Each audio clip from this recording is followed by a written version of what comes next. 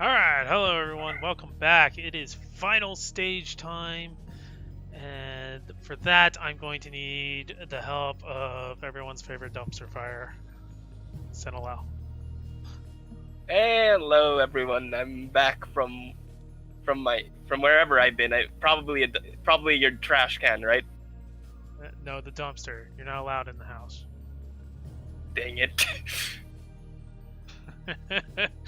So our top 8, once again, that is Darian, Paco, Mephisto, Worm Fury, GReYWolF, James, Edelweiss, and Jula. And that means that is also the order that they're going to be playing each other in. So that's Darian and Paco up first. So I have their bans, so we don't have to speculate that much. And those are Darian banning the Stormbringer, and Paco banning the Rat Bow and letting the APEP through.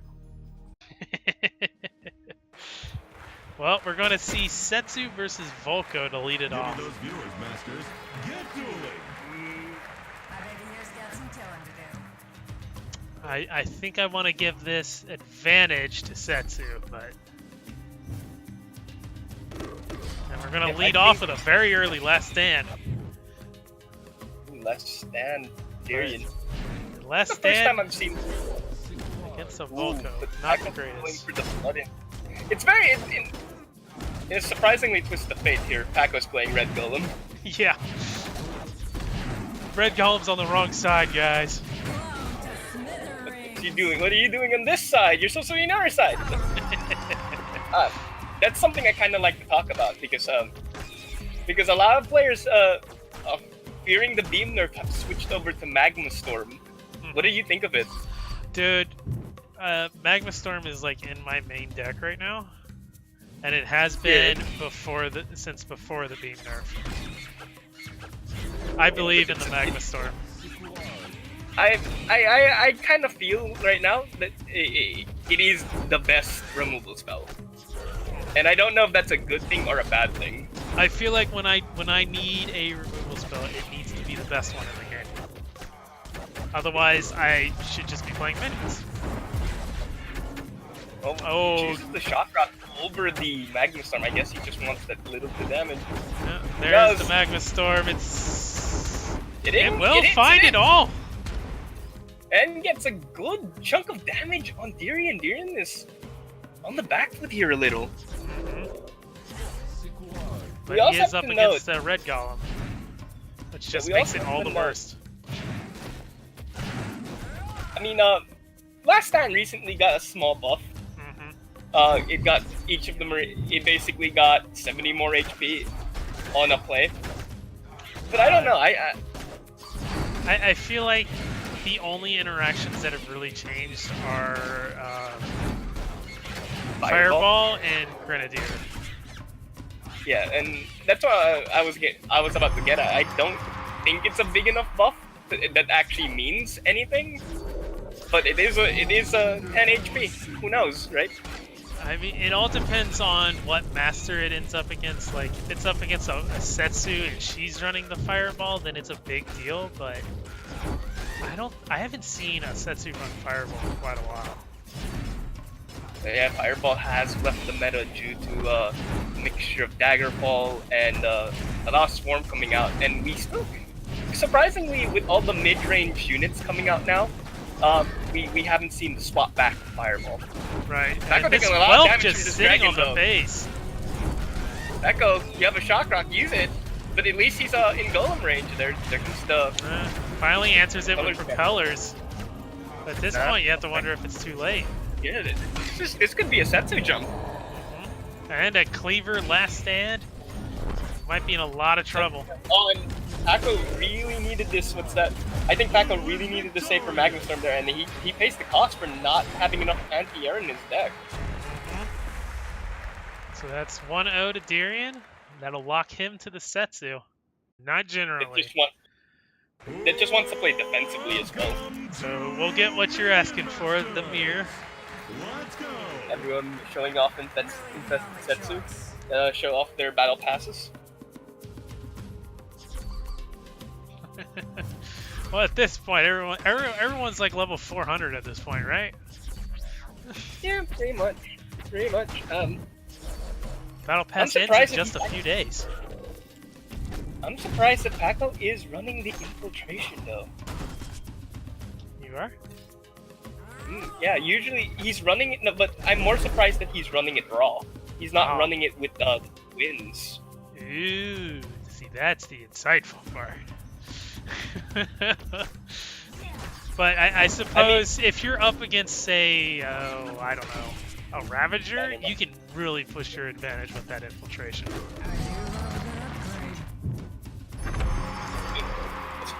And we also have to mention it is a Setsu deck. It is a Setsu deck.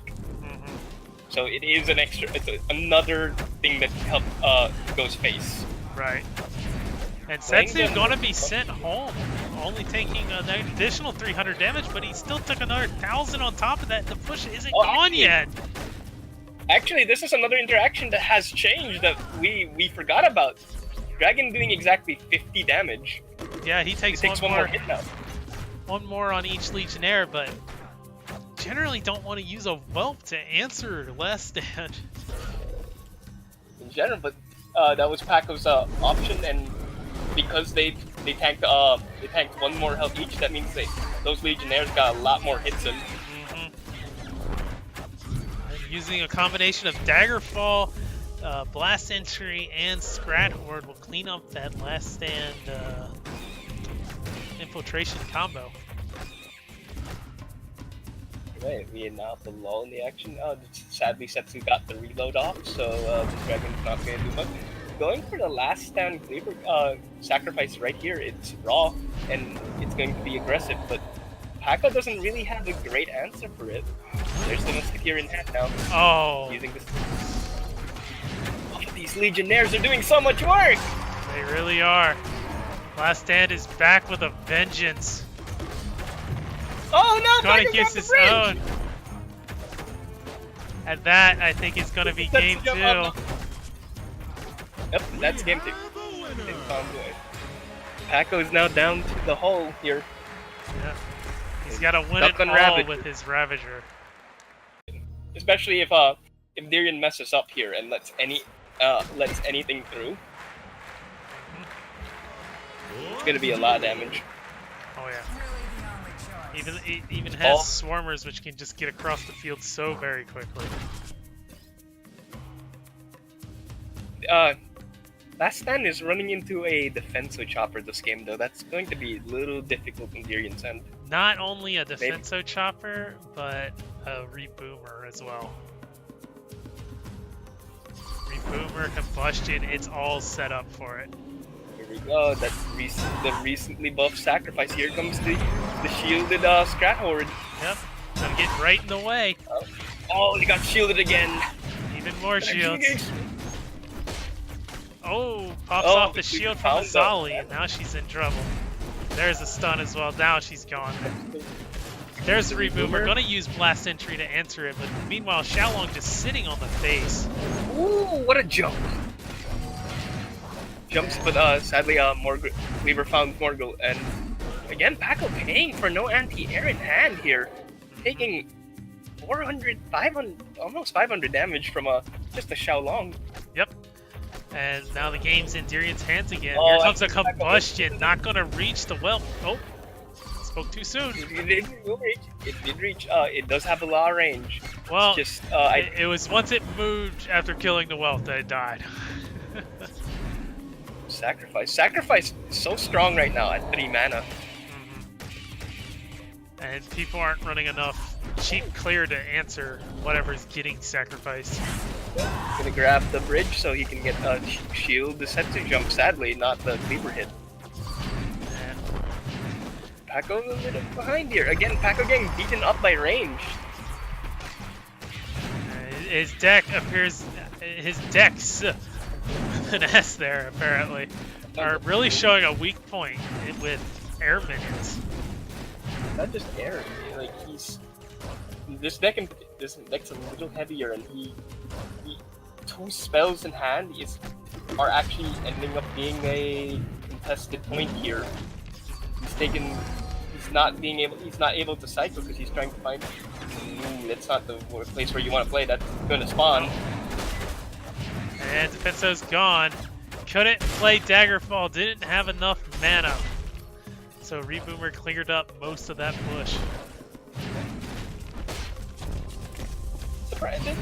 Here comes the scrap forward. Oh, but Xiaolong's still free. All the scraps. He's getting a lot of damage with Setsu here. Yep, and he's gonna get one final shot before he goes back home, but Xiaolong once again sitting on the face. That was just struggling here. Ooh, Gonna come bust, but it's not gonna go off in time. It wasn't gonna change anything either way. No. They would have both died. Oh, that's a problem. Get it? Nope, Not not in time. Again, I think Paco's deck is just a little too clunky here to deal with Darian's just very overall solid deck.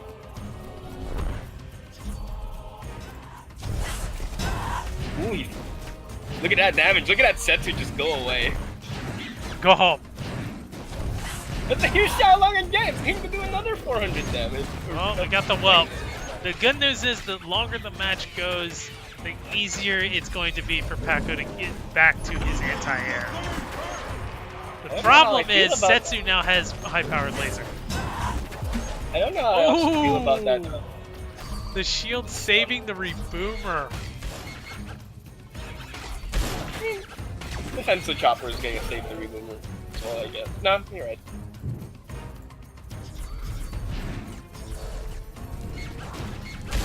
Out. Daggerfall clean up all the spam, but it's still going to reach Ravager. Here comes the stun. Another stun. More stuns. Goodbye. And Darian will take the set 3-0.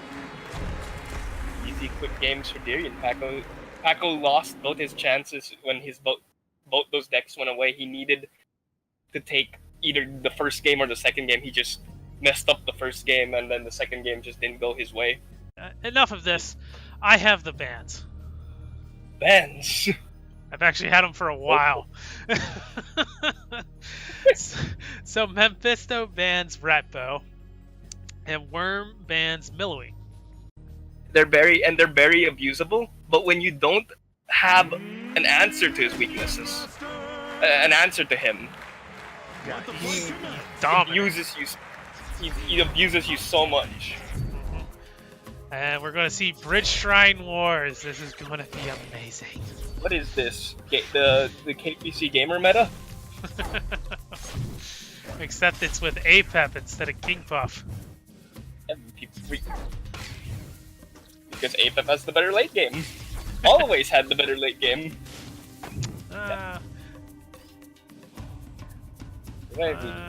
Oh, even right now. EXP wise, it's exact even, and the oh, gets a free call to arms from Mephisto. Sad with the face. Shrine. Question is, what does Worm Fury get? We'll find out shortly. Either way, Mephisto can now make this Bridge Shrine a warrior anytime he feels like. Ooh, he gets the black hole. So who do you think won the APEP trade here, Dip? I'm going to say Mephisto, especially if he can keep the battle on the other side of the field.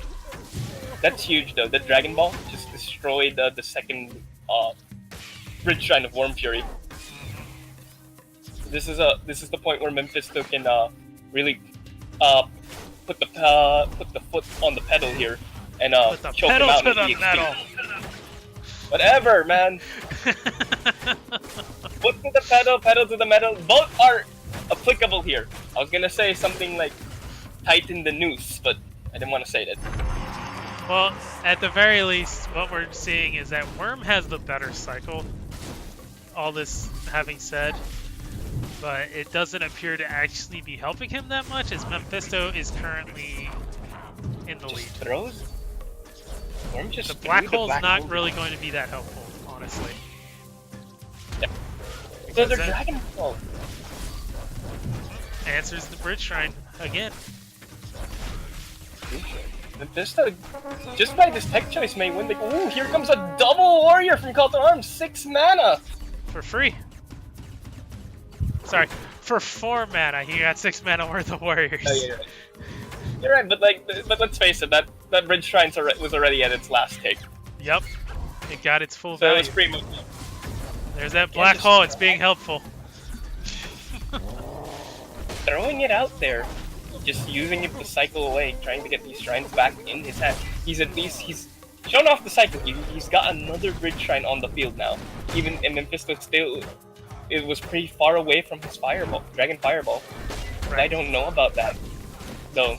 He could have. He let by doing that Dragon Fireball, he let this Bannerman finish off his Cleaver completely.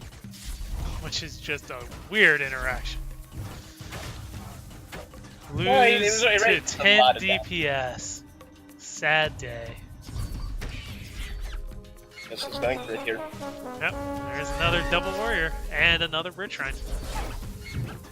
Cycling them all out. And surprisingly, the EXP wars are not as far as we thought. Like, he's only 16.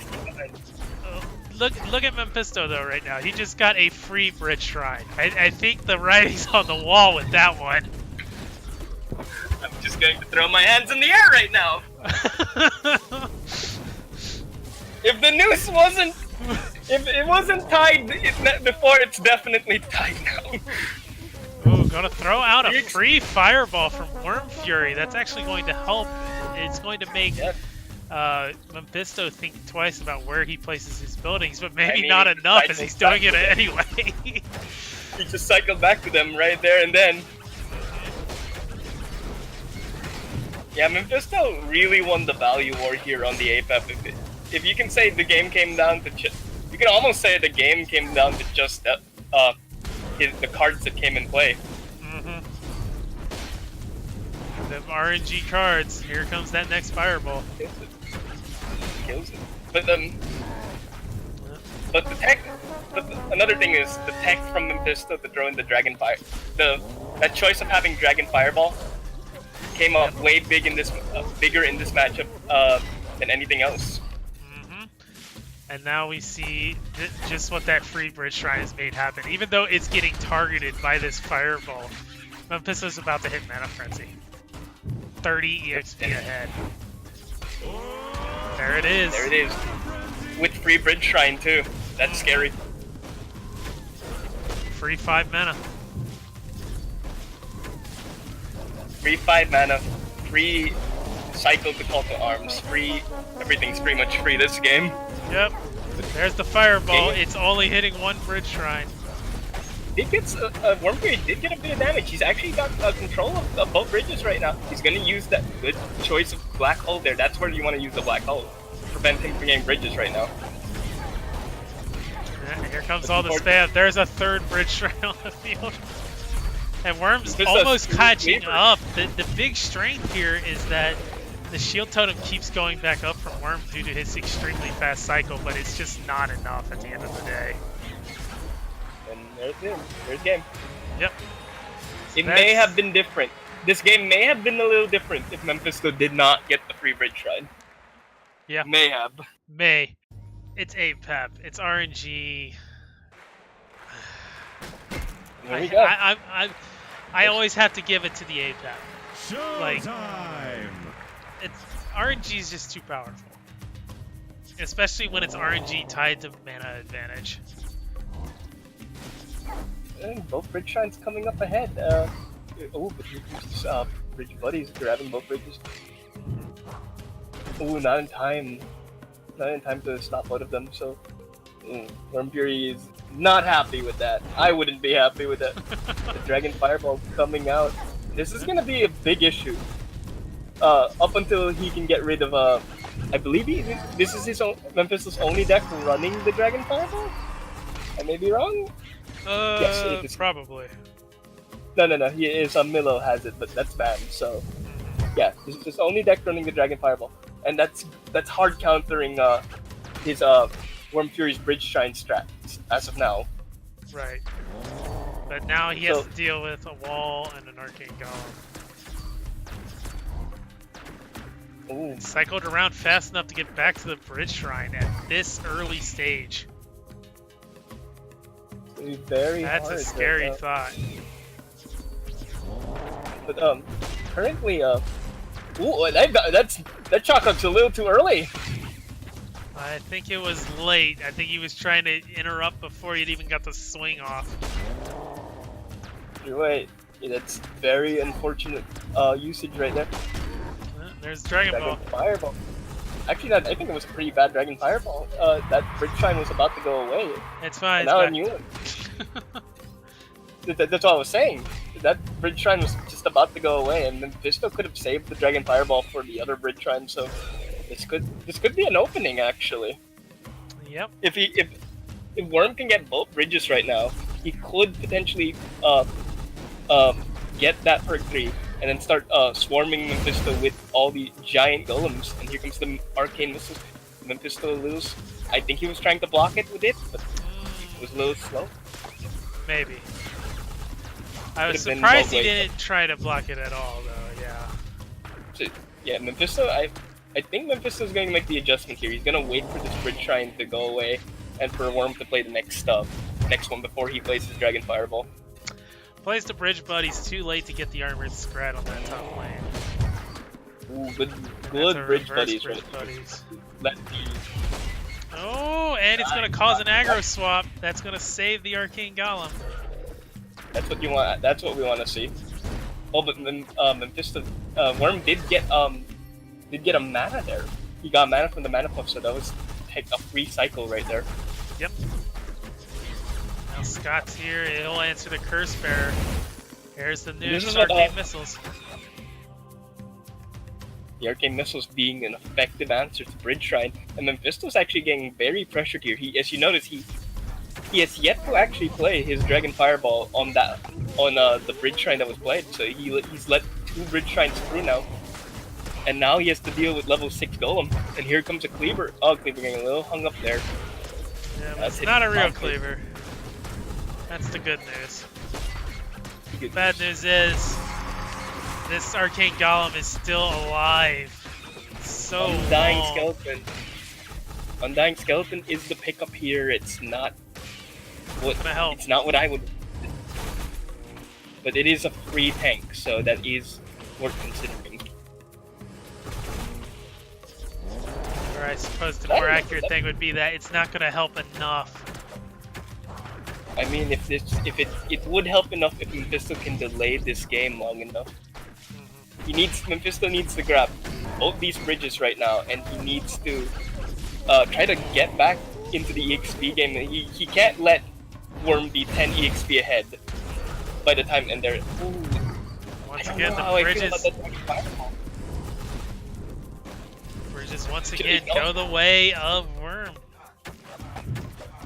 Scott's going to answer both Undying Skeletons without much issue. Oh, now the Cleaver has to... He decided the Cleaver needs to go on the Scott. But now he's going to take quite a bit of damage from this Golem, and they're finally finds now the totem. Cleaver's answered as well. Scott's still on the field. If he got an aggro swap with the Shock Rock, I believe. Yes.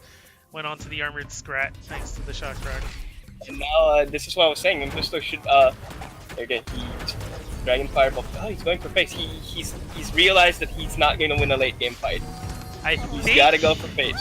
I think he tried to hit both shrines, but Dragon Ball can't go deep enough into the base. There's Mana Frenzy, and that's going to be Worm.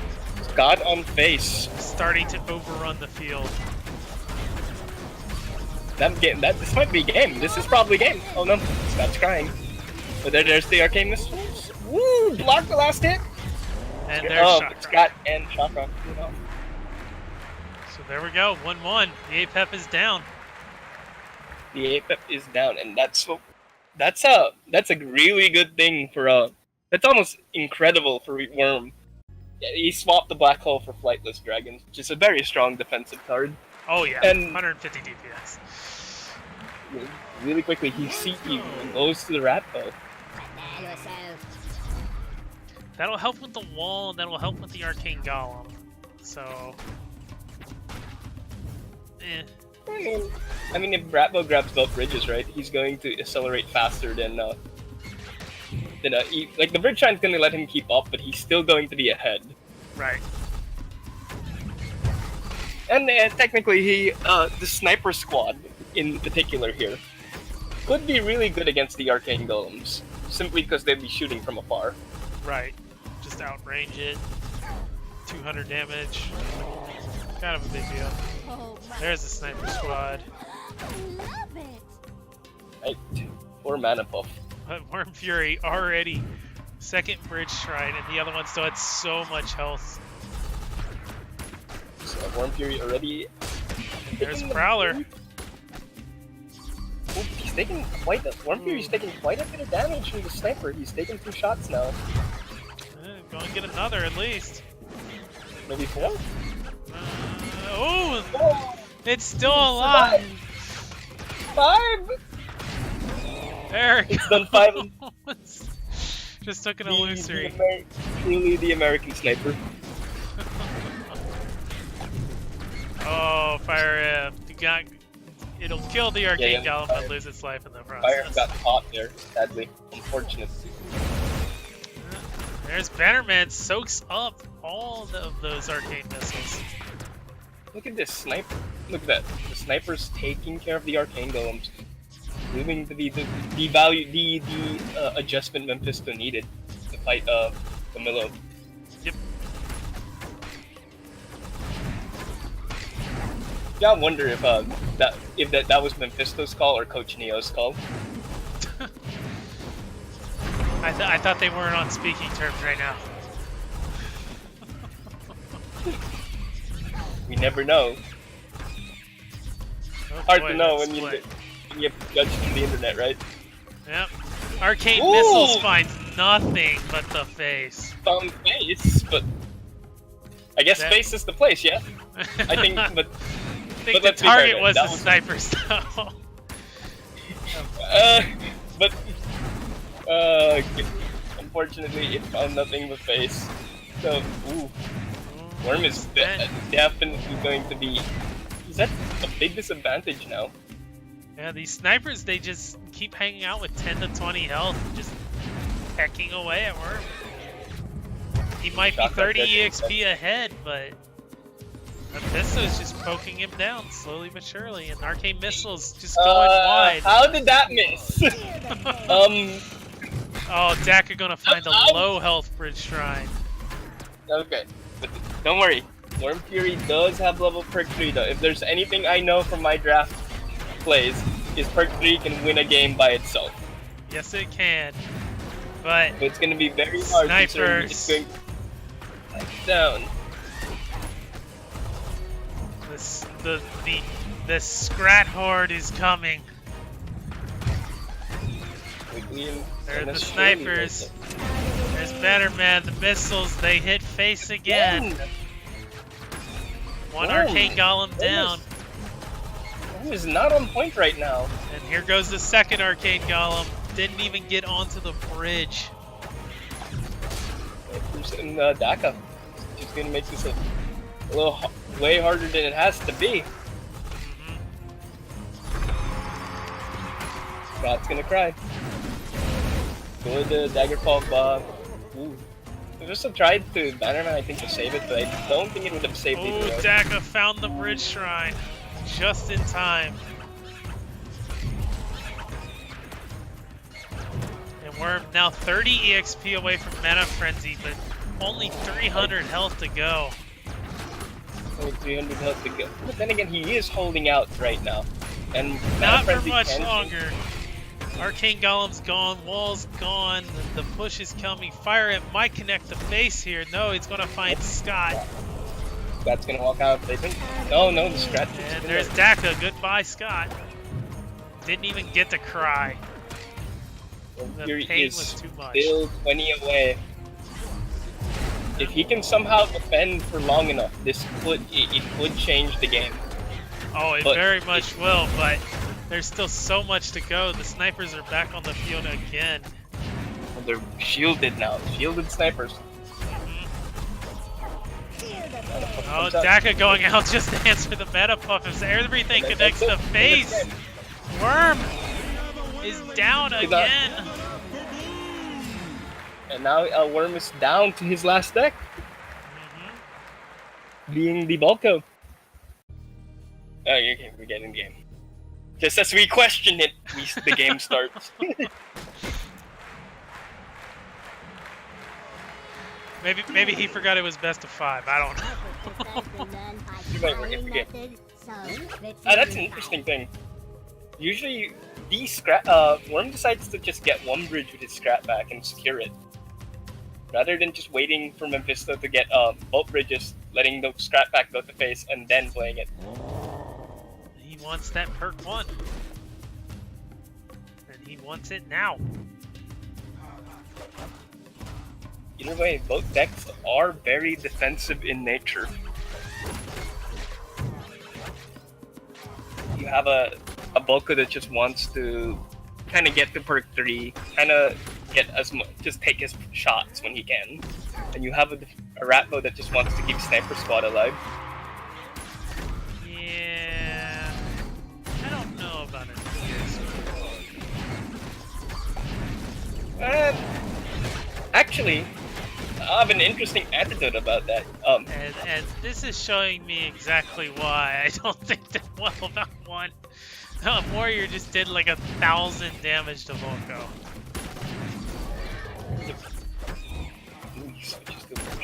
It's actually an interesting thing. Terra, the guy you were casting with earlier, actually gave me a list for an EXP Volko quite a while back. And it was actually pretty effective. But that list contained the old wall, so it's very different now. Because you could just defend all day, and then once you get Bulko perk 3, right, you win most trades naturally. Right. So Worm is taking a lot of damage here from all these from the air units. Taking a beating. Xiaolong is. I mean, how many times are we going to say today this Xiaolong is going to hit Bulko for a lot of damage? Uh-oh. That's not the Daka you want, Mephisto. Sure it is. Who doesn't want just heck? Oh, enough. There's Bannerman. Yep. I was gonna say he actually played that unsafe. A little unsafe, but I don't think Worm has a card that can punish his sniper squads here. And I'm right actually. He does not have a spell to counter the sniper squad. So Mephisto can play these sniper squads without the Bannerman. And now I wonder if Propeller's sitting on the face. He calls out the Stent. Propeller with shield, and now Xiaolong with shield. Frenzy. Stent can't get out.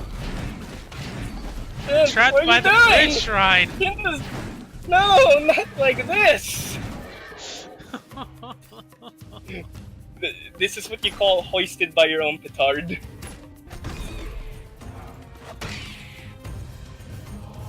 The Bridge Shrine actually coming as a disadvantage there. Simply because the it stick kind did of not... turned it into a turret, but at the same time, it couldn't actually reach. the things it needed to reach. That's right. Alright, at least, okay, Worm has taken care of half of the air units this time around. With this one stint. Back at getting the fresh Bridge Shrine. The Xiaolong is on the face again. Bulk is just struggling today with all the Xiaolongs. There we go. This is the burn the bridges Worm needs to do here. He's gotten a lot of value out of it, and it's gotten and taken care of a lot of Memphis 4 units, and Rampage is now ineffective. Yep, temper's flaring. Everyone's mad. Everyone's angry facing. Grr. Grr. Serious mode activated. You get good burn the bridges. Is it gonna get the Fire Emblem? Yes, it gets Yes, it will. Fire Emblem. Problem is, there's that warrior. Oh no. It has the ability to that's- tank for so long. And that's a little unfortunate interaction there. The illusionary cleaver does not get rampage. It's not like Yeah, it deals melee damage. It's not like he's also It's not like he also has a real cleaver to hide the fact. So it's kind of fair. It's fine. This is fine. Joe's coming out. But here comes fire. However, Wormfury is holding just the back here for quite a bit now. Here comes the warrior now. GReYWolF doing insta-killing. You got GReYWolF, I don't know how much work it's doing. Oh, but she's going to die to snipers. Out of the way. Back coming out to kill a marine.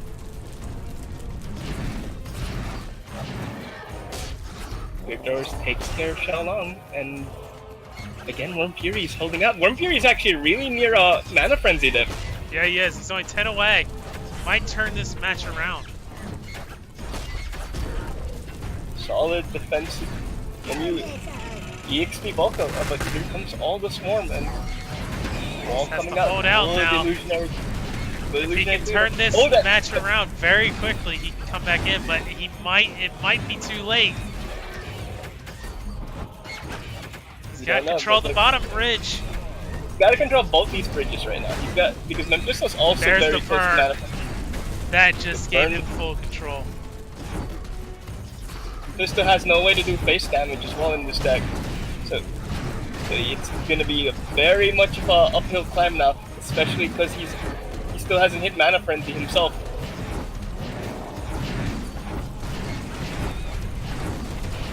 It's a lot of damage, a lot of cards coming out. He tried to equalize the bridge with the warrior there, but he couldn't get it. Volko only needs to spam a couple more times, just a couple more cards, Worm! Just a couple, come on, you can do it, Worm!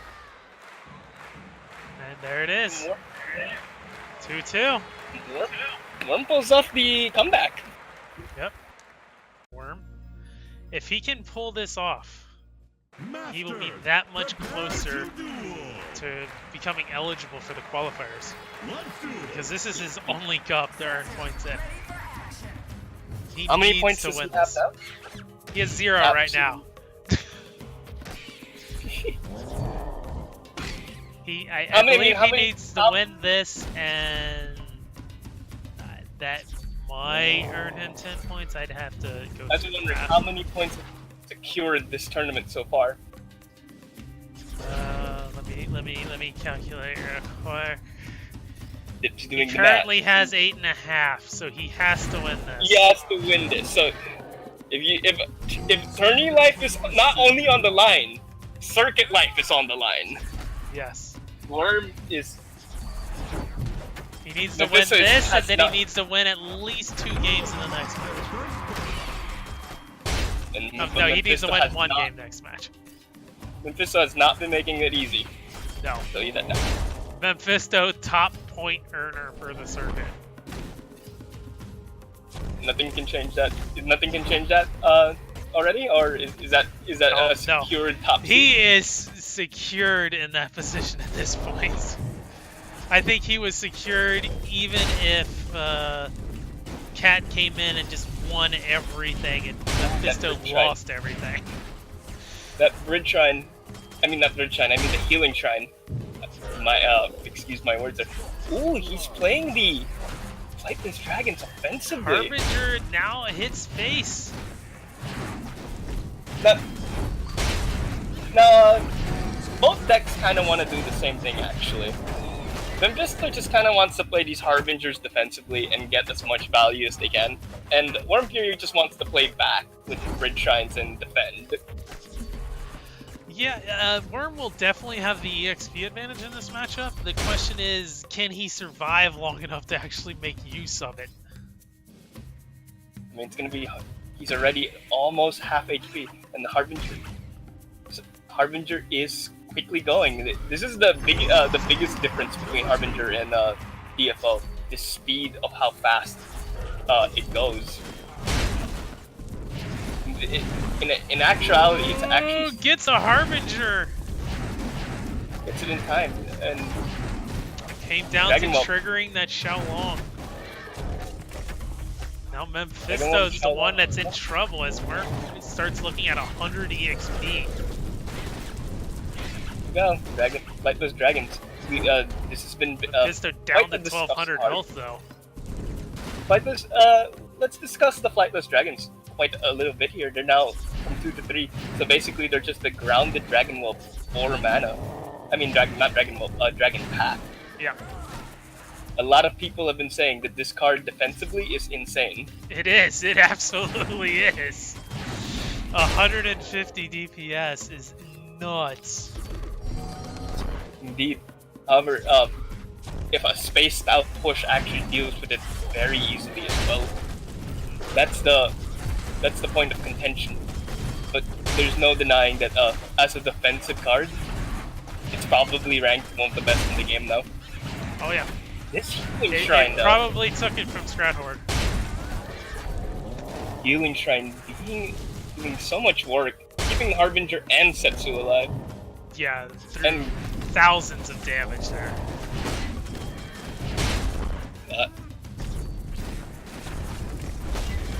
And Setsu already back on the field. She didn't go very far. Oh, Cleaver at least gets the bridge. Another Harbinger now played. Worm in a lot of trouble now because of this. And Shock Rock, he's taking a lot from Harbinger. Oh, it's just getting healed up again. Healing Shrine in its range. Yeah, but he's gonna go down because Timber's Flaring gives that Dragon Wolf just enough DPS. Falco's perk 3. People, it's such a game changer at times. Oh yeah. It's one of the biggest game changers. Oh, triggered the Xiaolong. That wall, you have to play that wall just to prevent everything. This Cleaver's gonna find. It's over. You're gonna find it. Oh no, it's not. There it is. High-powered laser fires straight on through. And sadly, that's Worm Fury's circuit life.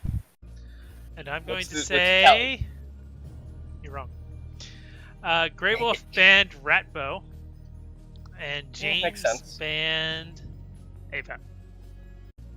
I feel the safest deck in Grey. No, Grey's always been a wild card. So I'm gonna say he starts off with Mordor.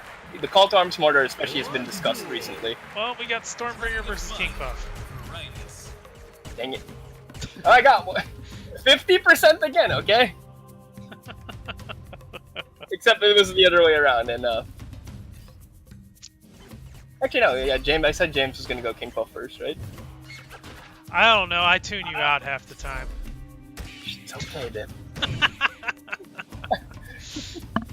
So you're right. So it's a crossbow guild deck versus a sniper squad King Puff deck.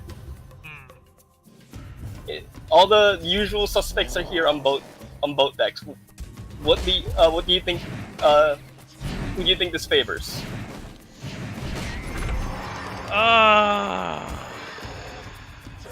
I'm going to James. What's James got for tank? Is it just the Tranquil? It's just the Tranquil. I'm going to say this game goes to GReYWolF.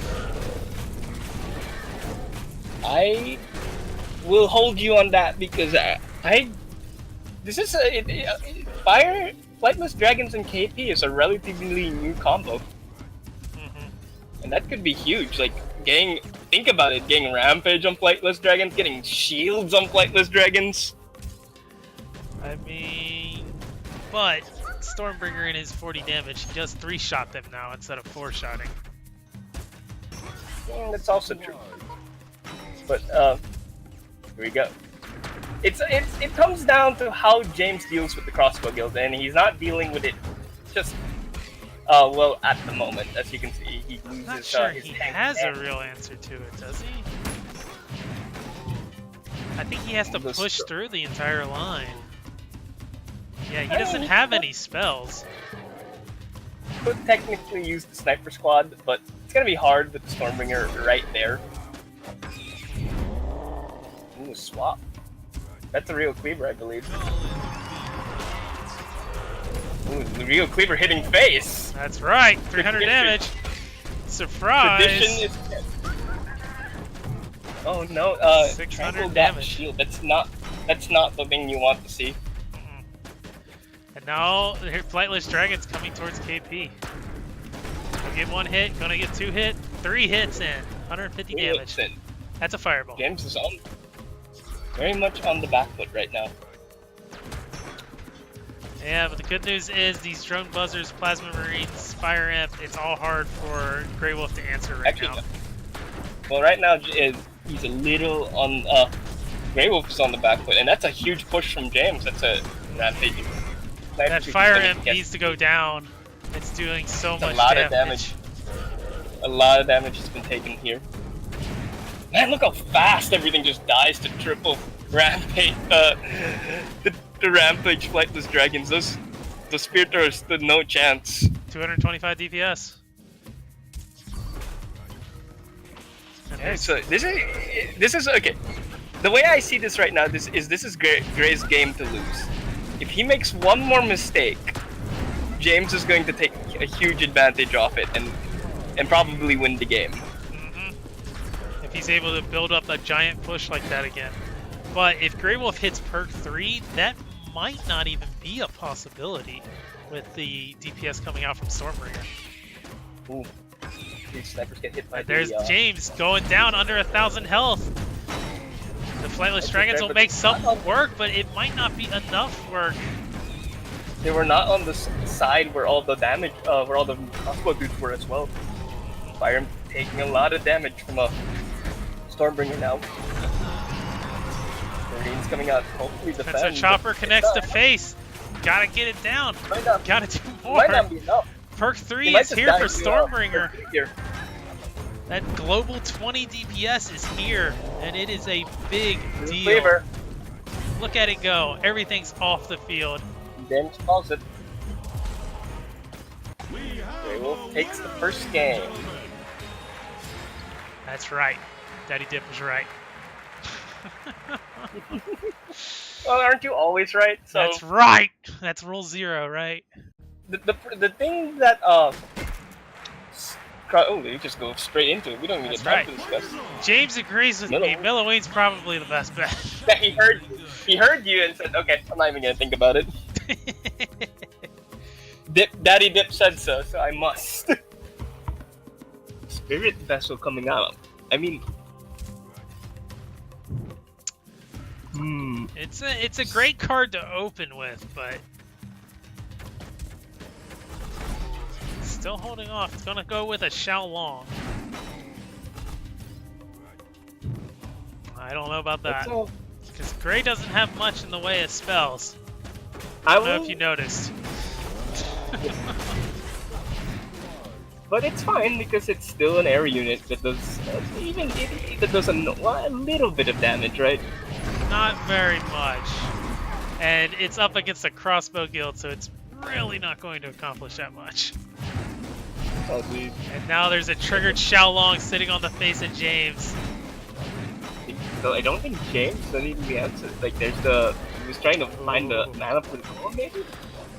Okay, so the Spirit Vessel goes on the golem. And the golem isn't quite an okay answer to crossbow guild, but I don't know, with Stormbringer hacking away.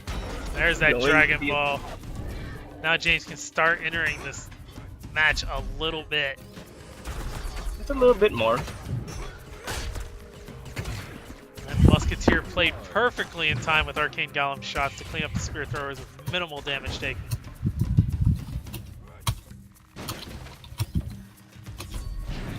And we continue to see lots of James just getting bullied right now, as a lot of people normally do versus crossbow guild decks.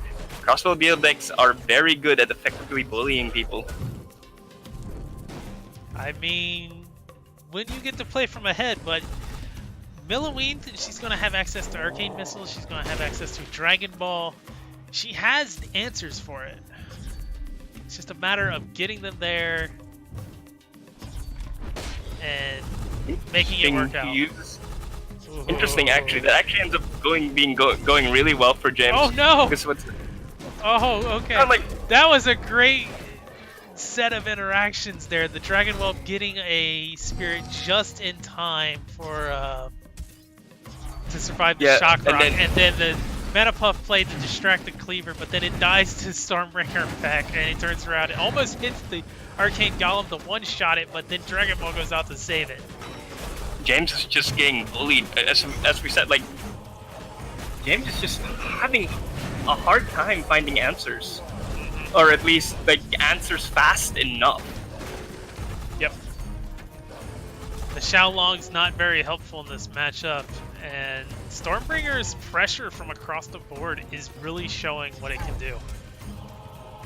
Like, that's 20 damage, I'm sorry, 40 damage every 4 seconds. It's 10 DPS. It doesn't sound like much, but it really adds up.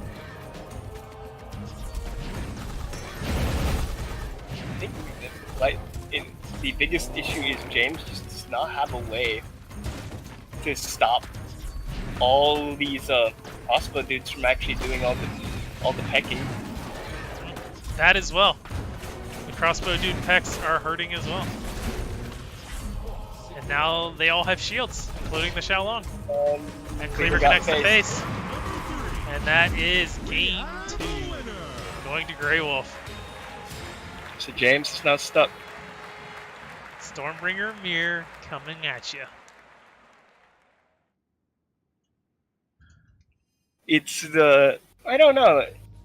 I'm gonna favor GReYWolf. I think the Harbinger deck is just loses out the value war versus Crossbow Guild.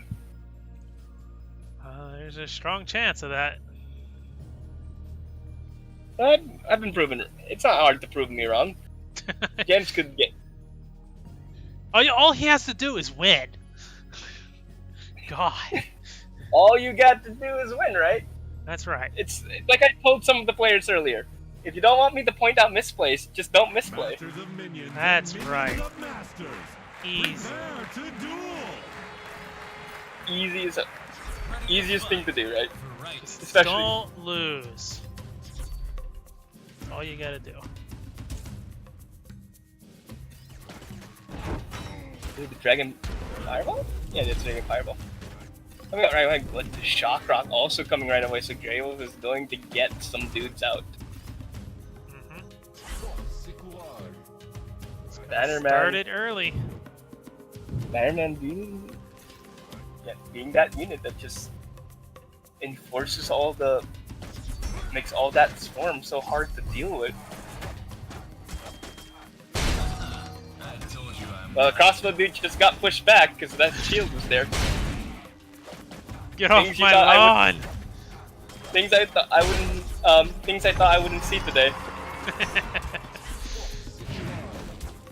Here we go. So this is the interaction we're kind of talking about here, is how much value is the value war that a GReYWolf and James are going to fight, whether James's Harbinger gets a lot of value or GReYWolf's crossbow guild gets a lot of value. And right now, because of that Dragon Fireball still doing a bit of damage, it's going to be a little harder for James to get value. It's a big thing. James just used his Dragon Fireball. Yep. That means Crossbow Guild is safe. For a little bit, but like Harbinger is still going to be on the field. It's going to keep answering those crossbow dudes. So it will be on the field, but it's not really going to move very far. Those dragons make it? The dragons are going to make it. Yep. So that Harbinger is now unprotected. Yeah, and now it's going to die. Oh no, but the guild is not in range of the Harbingers. But Xiaolong is. But yeah, that Harbinger could have prevented a couple more hits if only those dudes went for it. Sadly, a little on the opposite side, a little too far up. Yep. Now the sniper squad gonna start pecking away at the mass swarm, and here's Harbinger as well. Again, being played on the opposite side, but who knows? Using James Bannerman with Scrap Pack just to absorb some global pecks from Stormbringer. Sniper Squad is also going to be an issue now for GReYWolF if he can't deal with it. Harbinger having trouble up there on that top lane. Yeah, and all the shields just blocking all the Harbinger hits, making it pointless. There's Holy Healing split. Shrine, it'll help keep it alive, but there's a stun. Global pegs are coming in now on the Harbinger. James doesn't seem to have anything to play in front of it, and Xiaolong takes care of it. It's looking like this deck might be unstoppable for James. He's got too many slow minions that are vulnerable to the Stormbringer pecks. It also has to do with how much more value how much more value crossbow build is getting this matchup, just because of the addition of Bannerman to add to them, making them just tank everything everything James tries to do. James is just basically playing a very hard-hitting deck with very slow attacks. Right. But that's going to be the game. That's 3-0 in the favor of GReYWolF. What's the result? Edel bans Apep. Dang it! Jula bans Storm. Wrong, right 0% of the time. Feels good, man. Masters, get ready. And I was gonna say the Mordor, and yeah, I was right. And you're off. Correct, both ways. So we have Edel versus Eddie Murphy. Head shake. Head shake. It's fine. Head shake. It's okay. And there's the Colossus. The Colossus tempo is starting now. Colossus? What is that a new card? What's it doing in my tournament? I'm pretty sure if you ask all the new players, the players under level 50, they're gonna tell you that's an OP card. That's right. I mean, it did technically get a buff. Oh, the beam not gonna finish the succubus. Uh-oh. No, but Edel has Curse Bear, so it doesn't really matter. It matters. You're gonna get like 2 hits in. Oh, it's not even gonna probably get a hit in this. Oh, the Healing Shrine was still healing the sniper squad. And now look, Succubus just keeps going. That was the real threat all along. Colossus was just a living statue. He was a living statue for 9 mana. That's right. I like it. Maybe we could give it a really annoying flute. Then that's just Troubadour. It's like you were it's like I was talking about the thing. Saying, oh, that's an interesting call by Edel. He's playing the Curse Bear even though he knows there's a Colossus. He doesn't on the care. enemy side. You don't scare me, bro. Actually, no, it's gonna get it. Amazingly, because of the Swarmers, He can get. No. Range. Just a little out of range. I was going to say he could have killed the sniper, rezzed it, and killed it again, but that's one way to get rid of the res on the Colossus, I guess. I think Edo was more focused on the Tombstone, and it kind of cost him there. There's that nether step.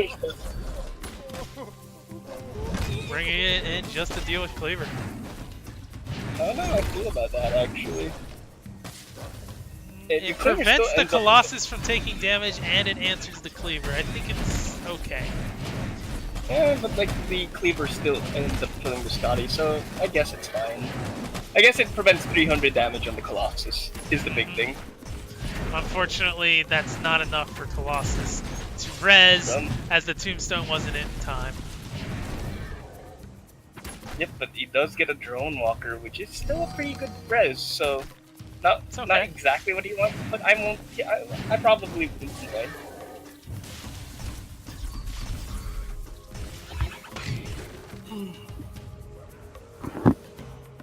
So he has the free Swarmers here, which is big actually. He could just basically face tank.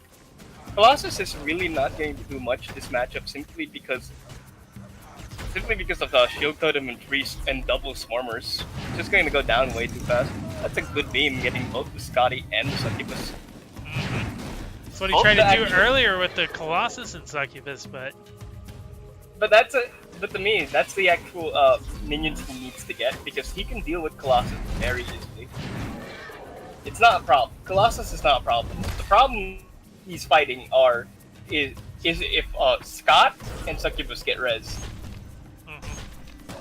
I mean, Succubus is not as bad as the Scott because he has Cleaver.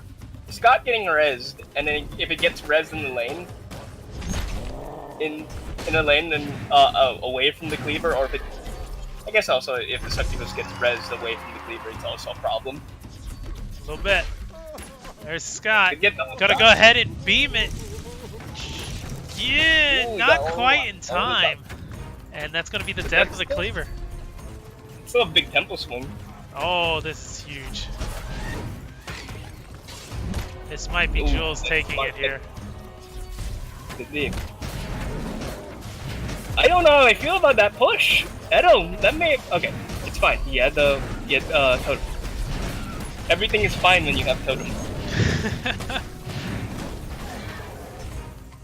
Yay, free Totem. Yeah. And the entire push is gone. But this is double sniper. Here's Sniper Squad. Okay. Sadly, the sniper did get bodied by the stint, so it's not as bad, but that could have eventually been very dangerous for Edo right there. Oh, let's think about the snipers supporting the... Gonna find it. They're gonna trigger Xiaolong, and the healing shrine gets hit as well. But he got off enough healing to keep the Colossus alive. Edo is on double beam now. Double beam for the win. He just needs to defend, becoming push, get a beam in, and then set this game on a timer. Yes. Can he do it? Oh, there is a Scott on the face. Good stun. And there is double frenzied Scott and a Colossus on the field.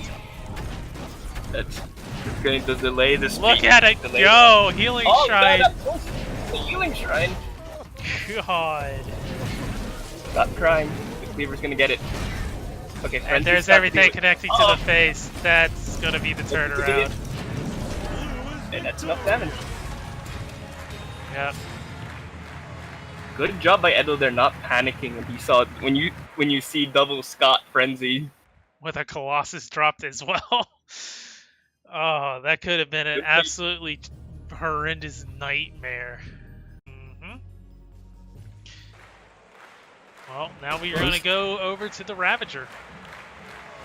Let's do See if we can't overcome the APEP with this. We got the one from 2 tourneys ago. We have the Ravager Sharak Twins combo with Infiltration. Both players just want 1 bridge each, so they take 1 bridge each. No, I don't want to.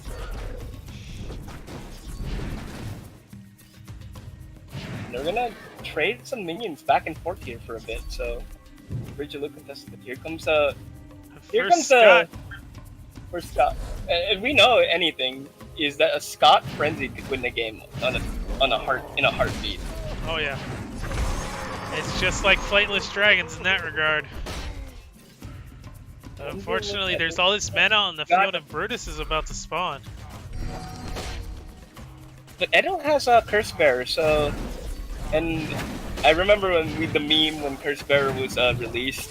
He was Brutus, man. Here's that infiltration to support, but there's Beam, and it's all gone. I know, that did a lot of damage. Meanwhile, Cleaver connects to the face of Jules. But the twins are here.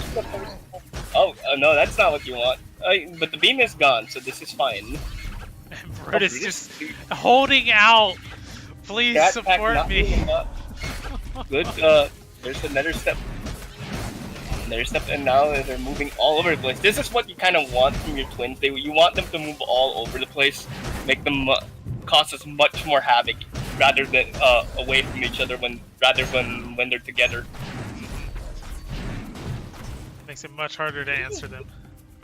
But Jules, Edo's defense has actually overflowed over to Jules' side, and Jules has taken even more damage than Edo now. Even with the Brutus surviving for that long. I But, mean, it's kind of okay, but I fear for Jules in this matchup. But again, if there's anything that can win a matchup, it's a frenzied Scotty. I mean, but so if I was Edel and he saw the Scott earlier, and even if he did not review the deck list beforehand, he's gonna hold on to this Cleaver very hard. He's probably not even going to play it to deal with this with the Incubus and the Succubus over here. Probably just gonna deal with it in the face with. Oh, there's that another step. Incubus gets to the face, he gets to hit a couple times. Or the shield can appear. And now the Scots ready and able. Oh, it might be crying here. Oh, no, it's gonna cry in range. That's kind of unfortunate for Deuce. He kind of if I was him, I would have wanted it to cry on the bridge, and then I could have supported it over there. That's right. But Scott moving a little too fast for that. That's 6 move speed. Too fast. It's only one. It's only one, but it makes a difference. When Edo is just can't play the defensive game here. He's just going to be patient. Doesn't have to force everything out. Frenzied Whelp answers a couple more things before going down, and there's a beam. That'll answer Scott. That'll add some more pain, and I think we're looking at potentially the next result. I mean, you're right. If he is one beam, he is the 2 beam away. He can choose to set the game on the timer anytime, if he pleases. Now, if he feels safe enough to open up, do it. He can do it. But there is a sizable push coming in. So if Jules is gonna win, it might be off this. It might be on the following Terror Brutus. But there is that shield totem in the way. It's gone now. It's gone. It's gone when Terror Brutus is about to hit. Yep, right there. And he'll tank up that cleaver, but there's already a Curse Bearer in his face.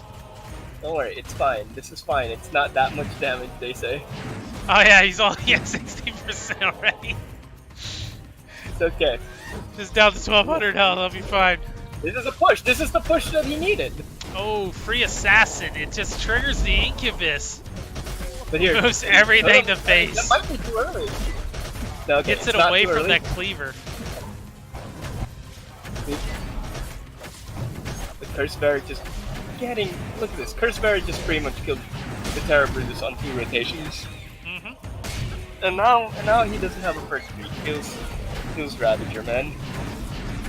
Yep. And Assassin has just cleared the field and been cycled to twice in that small time span. There's the first beam. There's blood in the water now. Just a matter of cycling.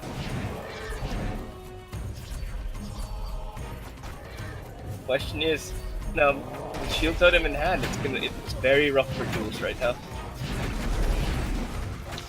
Okay. Yep. Oh. Infiltration, it'll get a couple shots on face, but that's about it. There's the Assassin, it almost kills the Succubus, and here's Beam, and it's over. And Jules is being bullied. He's crying about it. Remember guys, Adel said Beam's worthless. Beam worthless! I mean, not Frenzy, Rampage. Rage. Rage, Rampage, those Frenzy, Rampage, those are technically the same words in real life. What? Shh, it's okay. I'm tired. Stop it. One day I will. This is hype. You can't be tired when it's hype. Yeah, look, Edo's getting angry at me. That's right. He hears Or you, he's bullying. Or he's bullying now, he's crying about it. He's sorry that he bullied Jules. I wonder now. These emotes are confusing me. Emote spammers. Bunch of taunters. It's considered BM in some countries. That's right.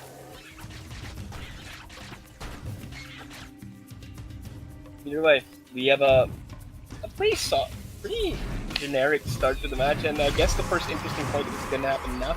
It's a free elite swarmer for Edo. That's good.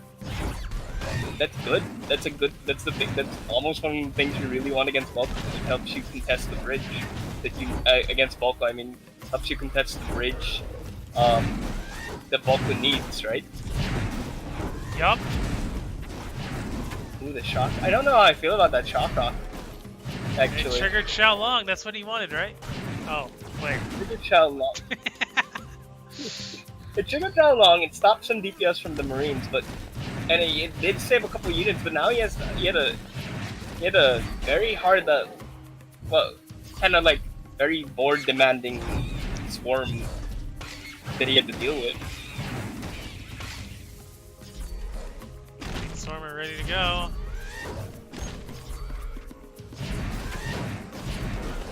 And it's again very just safe play from both players. They just they know what they want. They just want to be defensive. They want to do what they want. But it's just that Edo right now is getting the better of it. Just getting through. That's the thing. Getting through. He's getting the better of these defensive moves. They're just an offensive move from Jules right there to just get the bridge back. Remember that good defense flows into a good offense. Good offense does not flow. It doesn't flow the other way around. It only flows one way. You're a liar. The best defense is when your opponent has 0 health. You're right. Just kill them, right? That's right. It's easy. Easy as long as you don't get messed up or get bullied like Jules is right now. Well, we got some bolts going out, but now 1,000 health deficit to make up. However, he did force. He did make Ido feel uncomfortable enough just to play the totem right there and then. So, but there's now another push being led by this free elite swarmer. Hey man, if it's free, you gotta use it, right? I mean, it's doing work in this matchup. It's forcing out a lot of awkward plays from Jules. Oh, saving the cleaver. Actually, the cleaver did hit first, so it wasn't. It's just helpful now on the side of the board, but I don't think it really mattered. And once again, the elite swarmer, look at it go. Takes control of the bridge. The bridge that Jules wants too. Jules can't do that defensive whittling down if he doesn't own that bridge. That's right. Here's the GReYWolf again preventing Jules from having that bridge. GReYWolf being one of the premier bridge defending cards because if it's a melee unit, it doesn't attack GReYWolf, and GReYWolf stays on the bridge longer. Yep.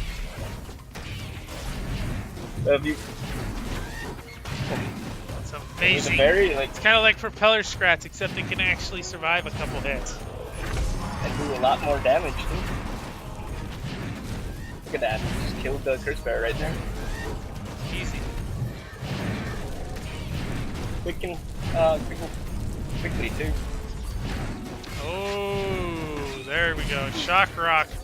Almost roll the aggro off that Xiaolong. And there's a free lightning bolt from Edel. Free lightning bolt. It doesn't matter how many times it doesn't matter what you kill. You killed it for free. That's right. He's still holding on to it though. He wants it for something.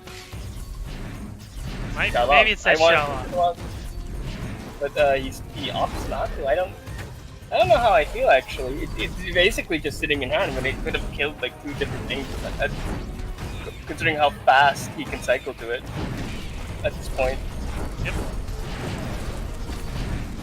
That is a triggered Xiaolong on that top lane now.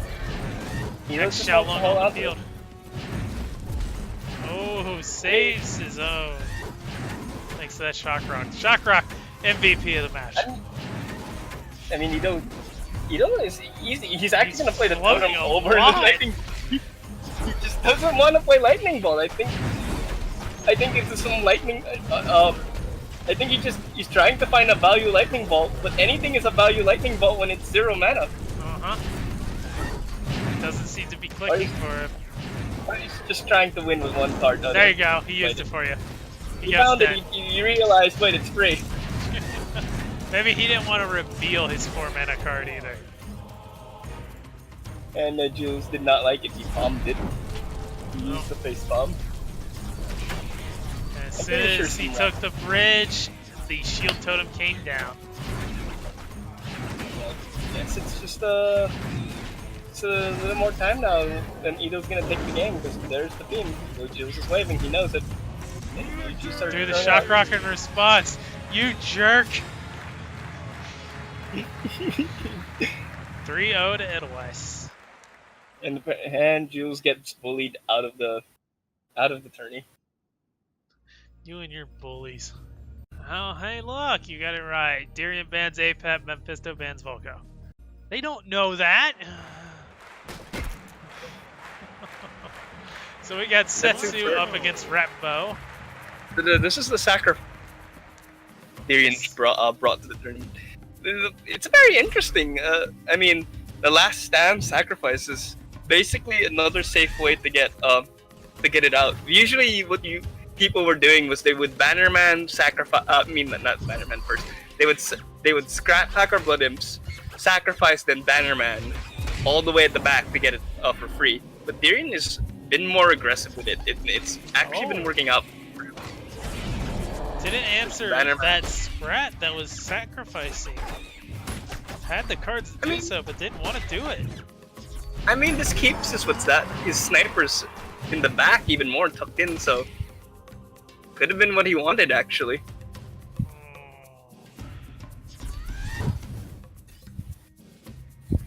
Again, Darian is technically the more offensive player here because he's playing the sacrifice deck. Well, Mephisto kind of just wants to take his time. And look at the knowledge on Mephisto. He could have taken this up. He knows he doesn't want that top bridge. He could have taken this top bridge this entire time, but he's like, nope, not dealing with last stand. Nope. Oh, sacrifice. Oh, that's not what you want. Oh, well, it's fine, right? Whoosh. Almost straight to this. In the way. And here's Prowler. Look at Mephisto. Was formerly known for that last stand, so he very much knows. Oh, he chooses. Giving up the last stand this time. No, he had to, because if you notice, the scrap went upwards. No, there was no scrap going up. It was the scrap that spawned with the mana puff. I think, okay, he has a Fire Imp, so maybe he was just waiting to get the Fire Imp in hand before he had to deal with the last stand, right? Maybe. But now he has both bridges, and the Fire Imp has been played. And if Darian has a pretty significant cycle. Oh, but Darian does not want to, give up too much EXP here. Oh, plays the snipers very far forward. Yeah, not even tucked in. Peter might keep them safe. They're gonna all gone. I guess he kind of realized they were going to get Setsu jumped anyway, right? Scrap Pack sitting on the face. Gets in a quick 100 damage. Vista's gotten, I believe he's getting a lot of value out of these mana puffs. Scrap! Oh. Chose Legionnaire, but that's fine. That's the combo that Darian technically wants. The 10 mana combo, right? Ooh, barely gets that Legionnaire. Oh man, but this Fire Imp's just destroying everything. Oh yeah. That's his strength. Clear out the ground.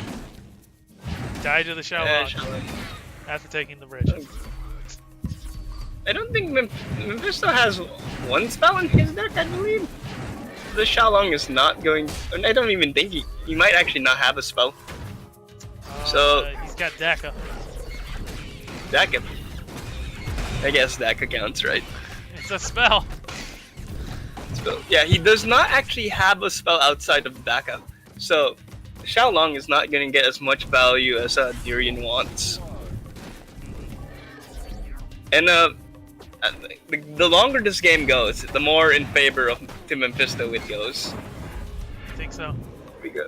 Oh, again, it chooses Xiaolong. That's not what Darian wants. Why not? You just said it's worthless. I guess, but it's still an air unit. It's still an air unit that can deal with the Fire Imp that is causing his last stand a lot of problems. Yeah, but he didn't have the last stand ready to go, and now there's a triggered Xiaolong sitting on the face. All those spells go out just to try to answer the sniper squad, but it only gets one of them. And now Darian's down to 1,300 health, and Daka going to connect to the Xiaolong. This is just a lot of problems for Darian And here. there's Chip. There's just Chip, and Darian's down to under 1,200 health. He can't get. Darian wanted to get at least in the Ravager principle, right? He wants to get a big push early so he can get control of this game. But sadly, Xiaolong again, and Setsu's going to fire at this mana puff instead of any of the minions. Now triggered Xiaolong sitting on the face.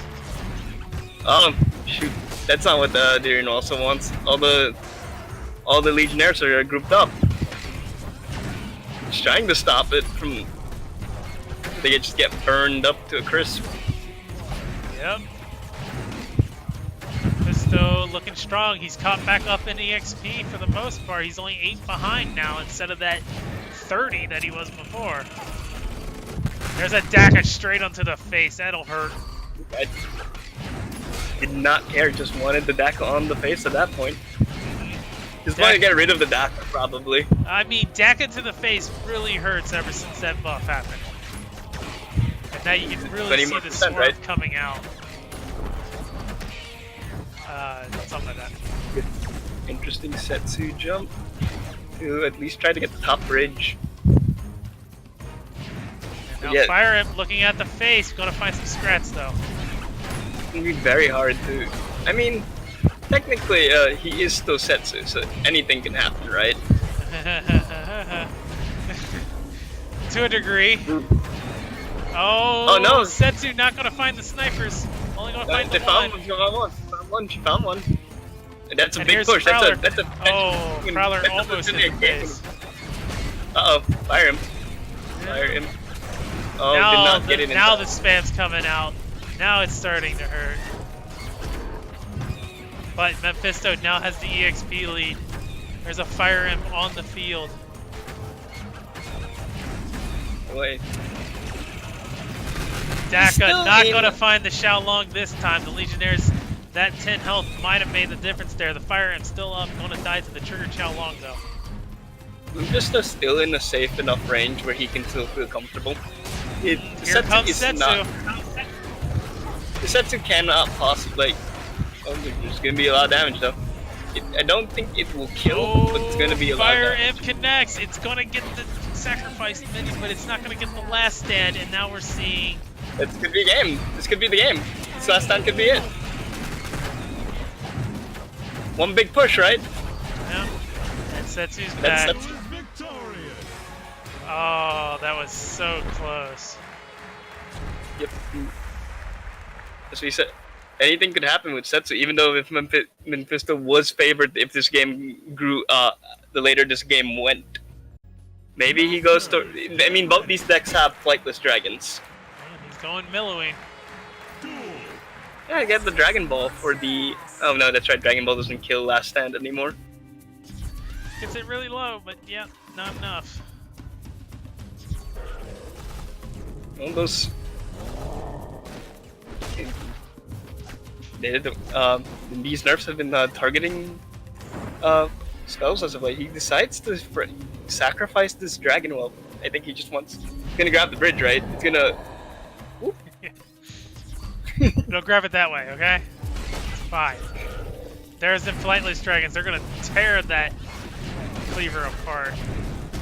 Ooh, that good. That what's that?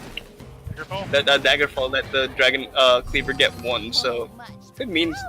It's not gonna mean much right now, but it could. Ooh, actually, it might mean something because Set's gonna have to reload. That's right. That's 50 DPS sitting on her face. Oh, that's the last stand you want. All separated. Well, now the whelp will still come back though. That's one advantage, actually. That's an odd way to look at it, but Dragon Ball can bring one side down to 10 health and then chase it back to the other side if the last stand gets split. Yep. But ooh, the RNG there. Luckily gets on the unit he wants it on. The Scrat. Shock Rock. Oh, Ooh. Shock Rock. Gonna be good. Fancy Bannerman too. Xiaolong is just there to chip at everything. So is it safe to assume that Setsu jumps are safe for this bridge shrine? I mean it's probably. just jumping right there, right? What else are you going to really use it on? Right? Use it on them flightless dragons, maybe? Maybe.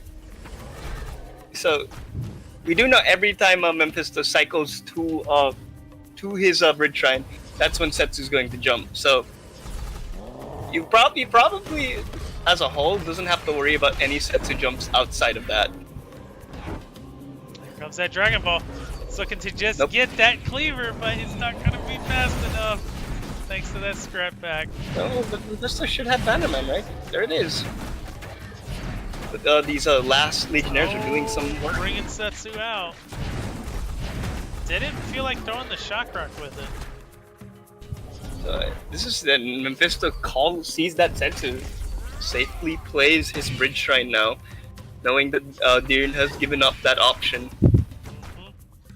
And with full control of the bridges, he's going to get quite a bit of EXP here before Diren can really respond. I mean, this could be the right play. I mean, the reason Diren won last time was because of one big push, and Mephisto's late game was, while strong, was too on the defensive end. Too much of a defensive late game. Ooh, that was an interesting arcade missile. Yeah. Went everywhere. Oh! Ooh, the Marine! Coming up big there! Timing it correctly. Way to go, sir. What do you expect? It's Diren. Bannerman? There it is. Oh, he jumps again. Arcane Argalum and drops As you said, Dip. You said a little earlier, what is he gonna jump on? Flightless dragons? That's exactly what's happening right now. Choosing the flightless dragons over the mana, the bridge shrine.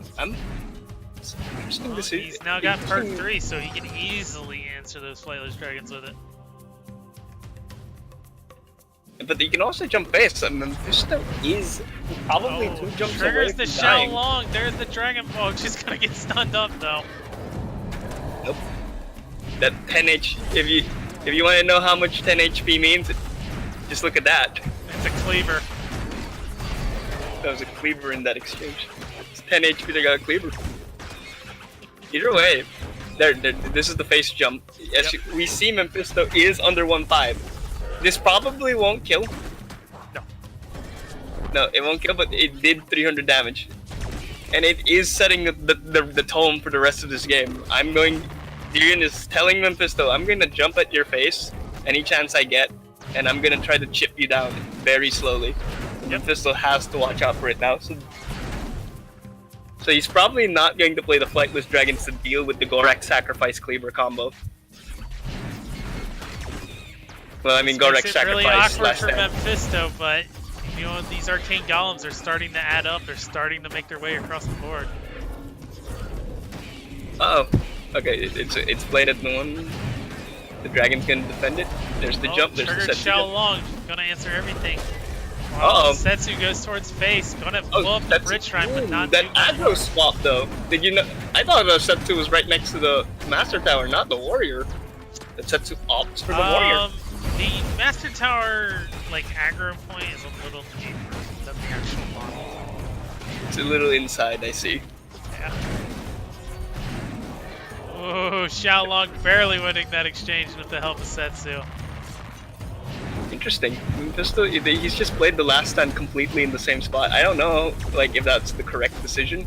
And now he's jumped to try to get rid of these turtles. I don't know if it, again. Mana Frenzy for Mephisto, though. Opting for defense when Mephisto's at Mana Frenzy. I don't know if that was the right call, but it's usually the wrong one, but it is a Setsu. Still has the opportunity to go face if you want it. It's a Dragon Fireball on the face. Mephisto's now forcing this issue. If I was Darian, this jump has to go on. There it is. It's going on Mephisto's face. It's gonna pray. If it gets tanked though, it's over. Oh. Being tanked. Shock Rock, Dagger Fall. It's reset. No, it's a Dragon, and the Dragon Flightless Dragons were able to kill it. So this is probably Mephisto's game. And there she goes. Timber. It could be. It probably also could have come down to the fact that Darian jumped a little earlier. Anyway, that was a really good play from both players. And no, we're getting straight into the next game here. Oh, Milloween v Repo. So Darian's on his baby. It's Red Golem. Darian's on the deck that put him on the map. Was it originally with Repo? I feel like it was originally Yes, it was with originally Volko. Ratbo. No, it was originally on Ratbo because remember back in the day when Ratbo had global range.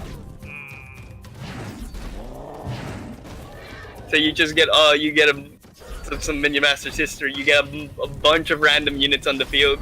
Then you get the Red Golem to protect them all, and then Ratbo would just kill everything. And Ratbo's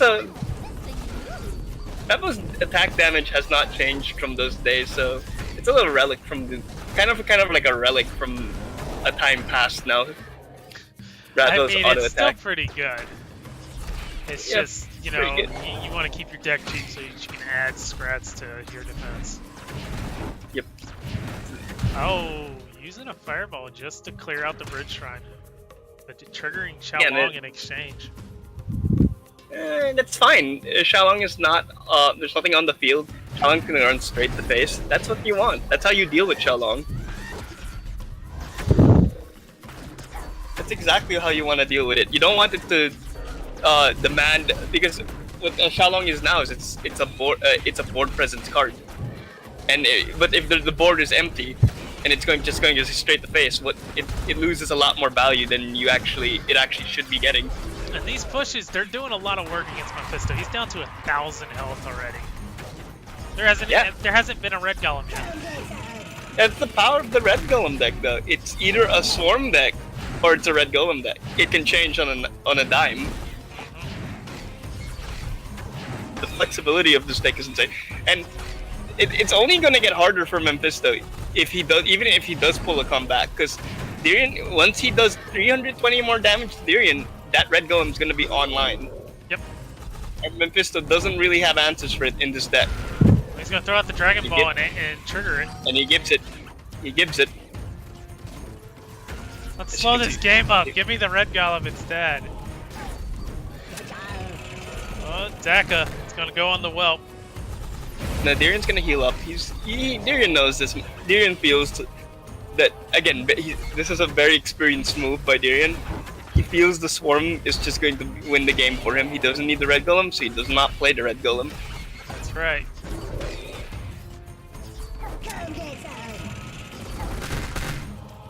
And that's it. That's red. GG. Vista goes down quickly.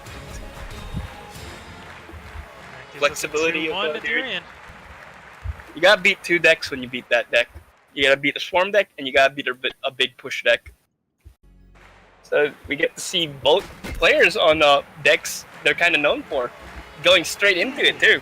That's right. Let's not waste it. Let's not We waste got it. places to be. It's called the Grand Finals.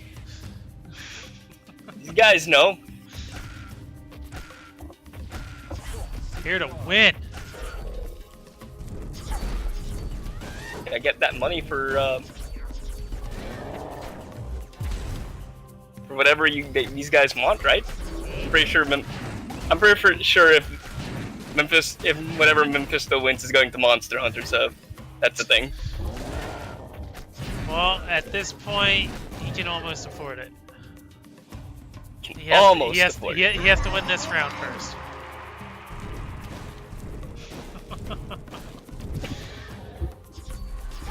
There's that Harbinger. Okay, so this is the setup. This is the setup he wants, and it's gonna be played in back, and it's actually really good.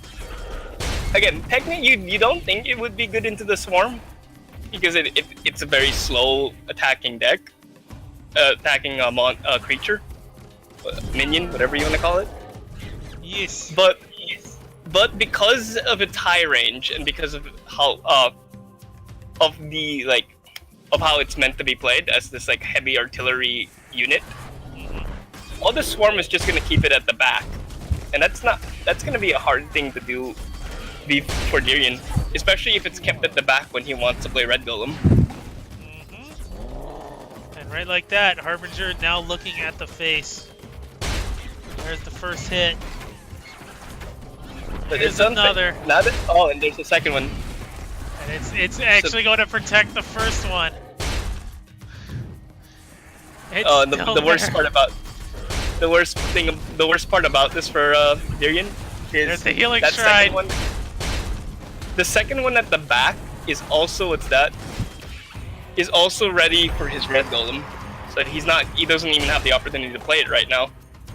Dirian down to 1,000 health. We now have the reverse situation from the last game. Yeah, but this is also kind of where he wants it. Now the Harbinger is on the face. He can defend now, and then hopefully Mephisto doesn't play another Harbinger and tries to support this push more, and he can get the Red Golem out. And then hopefully heal enough with the heal puff to be in a safe enough HP to prevent Setsu from just winning the game. But he's not. Well, here she comes. If he gets time, if he can get time, that is. Yeah, meanwhile, there's a warrior sitting on Mephisto's face, flying her 35 DPS. Well, Dirian finally gets. Dirian does not. Ooh. That was. Yeah, because it targeted before the warrior got into range, so. Yeah, that was very unfortunate for Dirian. He needed that heal puff to feel safe, because Mephisto can choose to end this game anytime he wants now with just the Setsu jump alone. It's 500 HP, that's enough. Here's that Red Golem, and here comes Setsu because of it. Okay, Setsu's gonna jump top there. There's no way it's gonna jump in that Red Golem. Red Golem's getting pushed back. And there's a stun rock, and that's game. Yeah. Again, Mephisto giving Dirian no time to do anything. Well, and now game 5. But yeah, now Dirian moves on to an 8-up Red Golem. Interesting. Propeller scrats. Gotta believe in them. Well, the best bet would probably be the Shock Rock, so that he can answer the healing shrine. Really. Yeah, that would probably be the best thing, as we can see the healing shrine being one of those cards that are really powerful when given the right situation, and you could say it's quite a debated on card whether it's too strong or not. It's basically I win this fight that's on my side of the field. And also in the front of your field. And the middle of the map. Yeah. Dirian said he sees the Harbinger and he's crying. He's crying, Lou. He's crying no, he's crying because he got a Zeppelin. Oh. That's not what you want. He's got this. The Zeppelin. It's going through. Setsu only has one bullet. Bam! The bomb drop. And Harbinger connects the face. Alright, that moment can't happen again. We don't have wild cards anymore. That's right. It's because of that. It's because of the... Oh man, but these things are gonna talk about this really stuff. Boom! GG. 120. Not quite over yet, but the next Look at shot this. will do it. Game And over. Harbinger turning his back on Apep, the traitor.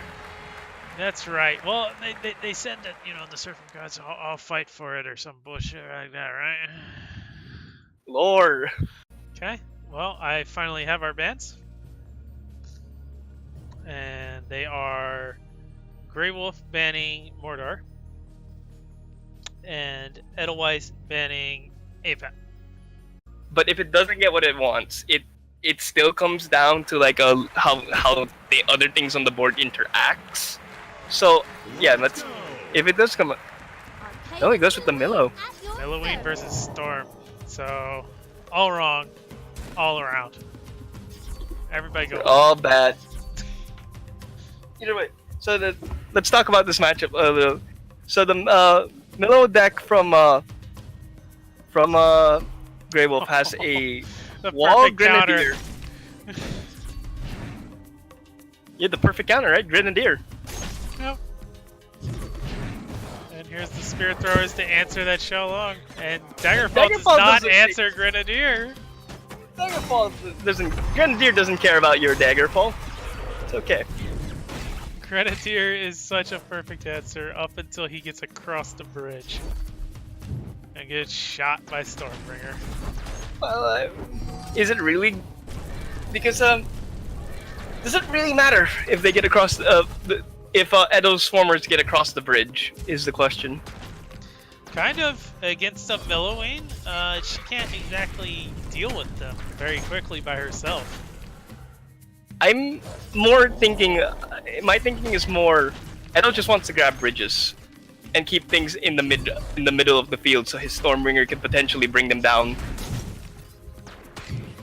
So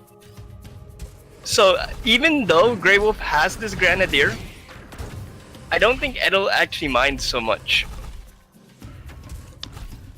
Oh, he's throwing out a Magma Storm. You hit it Oh, once, gets twice. It got it. Easy. Magma Storm, the most efficient removal right now. 2,000 damage for 5 mana. Why won't you do that? It just has to hit twice, right? Yeah, that's What are the 100 chances? damage. And Wait, against fire a building, it has a pretty good chance.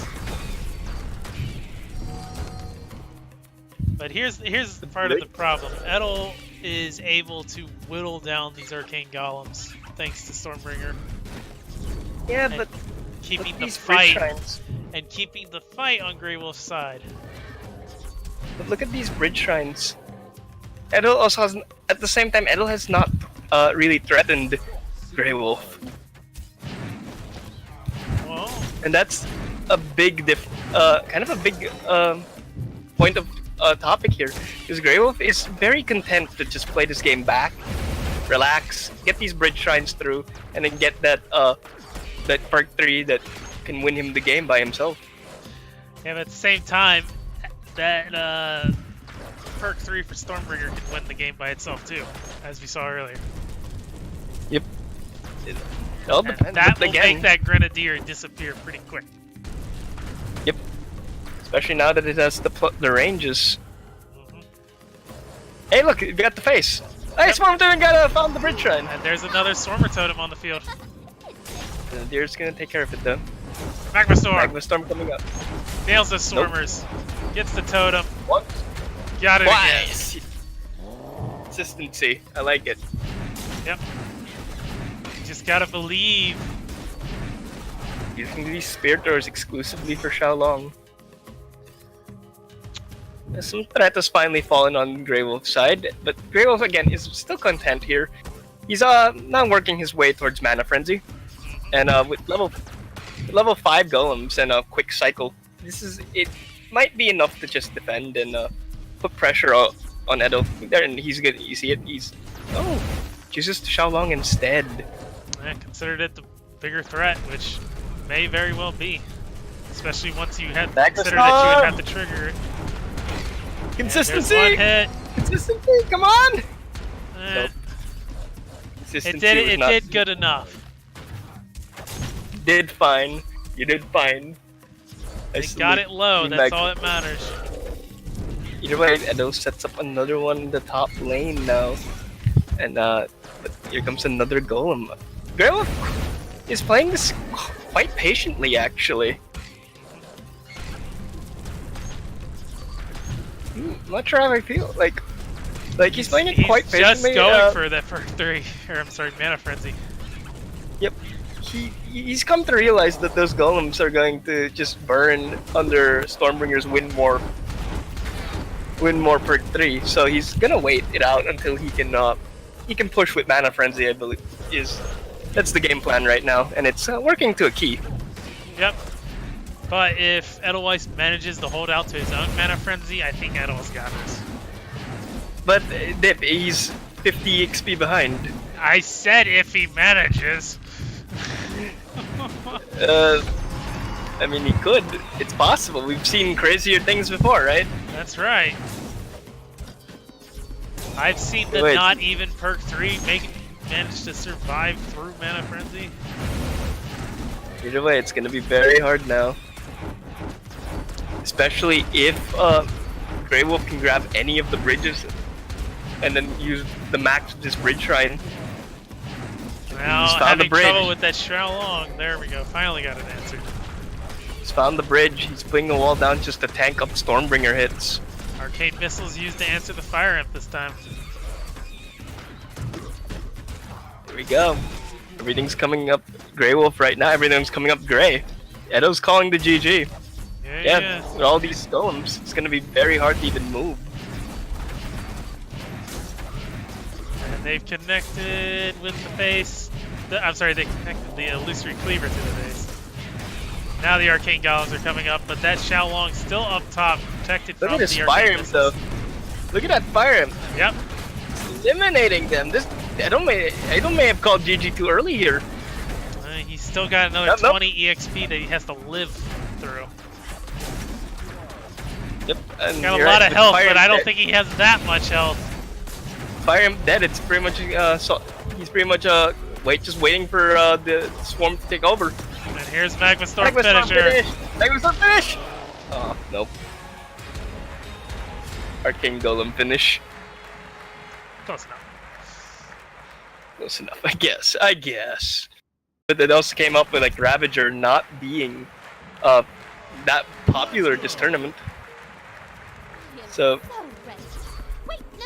the Bridge Shrine being very successful. Yeah, Bridge Shrine being very successful. Yeah, I mean, so he's gonna opt for the APEP. Hopefully he gets some value. I guess he's trying to get some value off perk 2. I mean up to 1. To push in, right? Yep. And depending on that permanent invulnerability, where the only answer is Magma Storm. You could risk blowing up your own push. The Cursed Bearer walks alone into the enemy field, where it meets nothing but a wall. And there's gonna be a beam. Gets the wall, gets the face, gets the bridge. It's a lot of damage. It's actually quite a bit of damage in this matchup. Remember, this matchup is going to be kind of like, if you think about it, it's a red versus blue thing. If the red can't kill the blue at the time quick enough, the blue just takes over the game completely. And that's not what you want to see. I guess it's free bridge capture, but again, not what you want to see. This cleaver could potentially do a lot of work though. But wall is in GReYWolf's hand now. I'll distract with the illusory, beat it up with some scrats. You think Beam's gonna get played here? I don't know. Might now. No. I don't feel safe enough not to play the Beam, so we're gonna continue down this way. And EXP goes towards GReYWolf. Well, he has the Bridge Shrine. It'd be a very much bigger surprise if it was going the other way.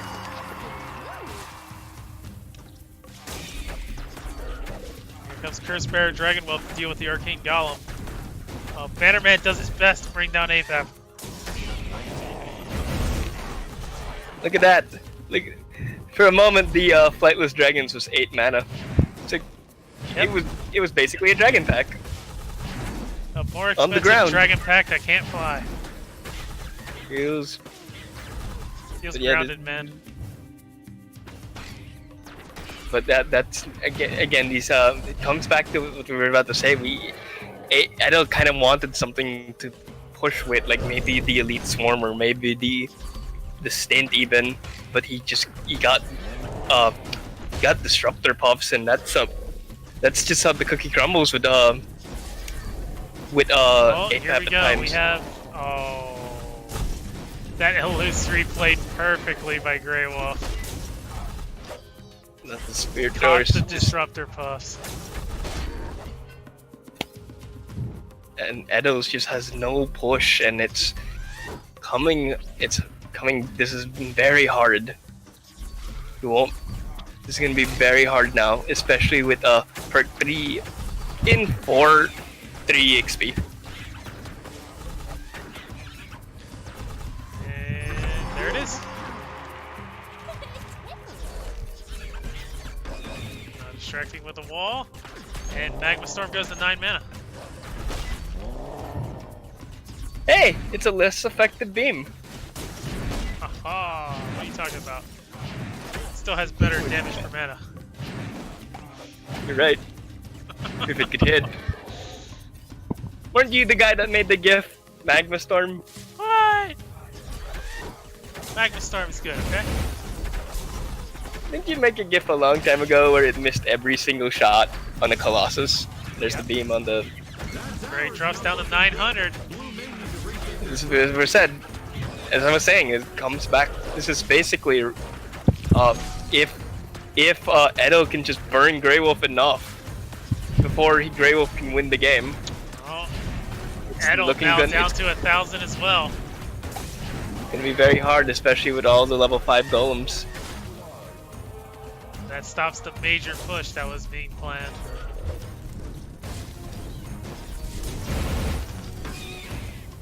Actually, no, he gets a small This push is here. Though. anything.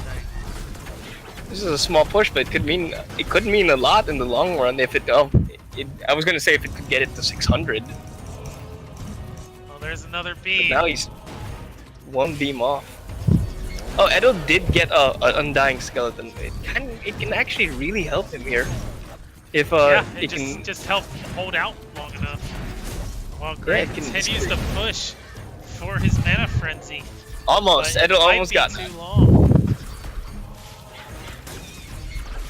It'll be very hard. Might not come out Edo's fast got. enough.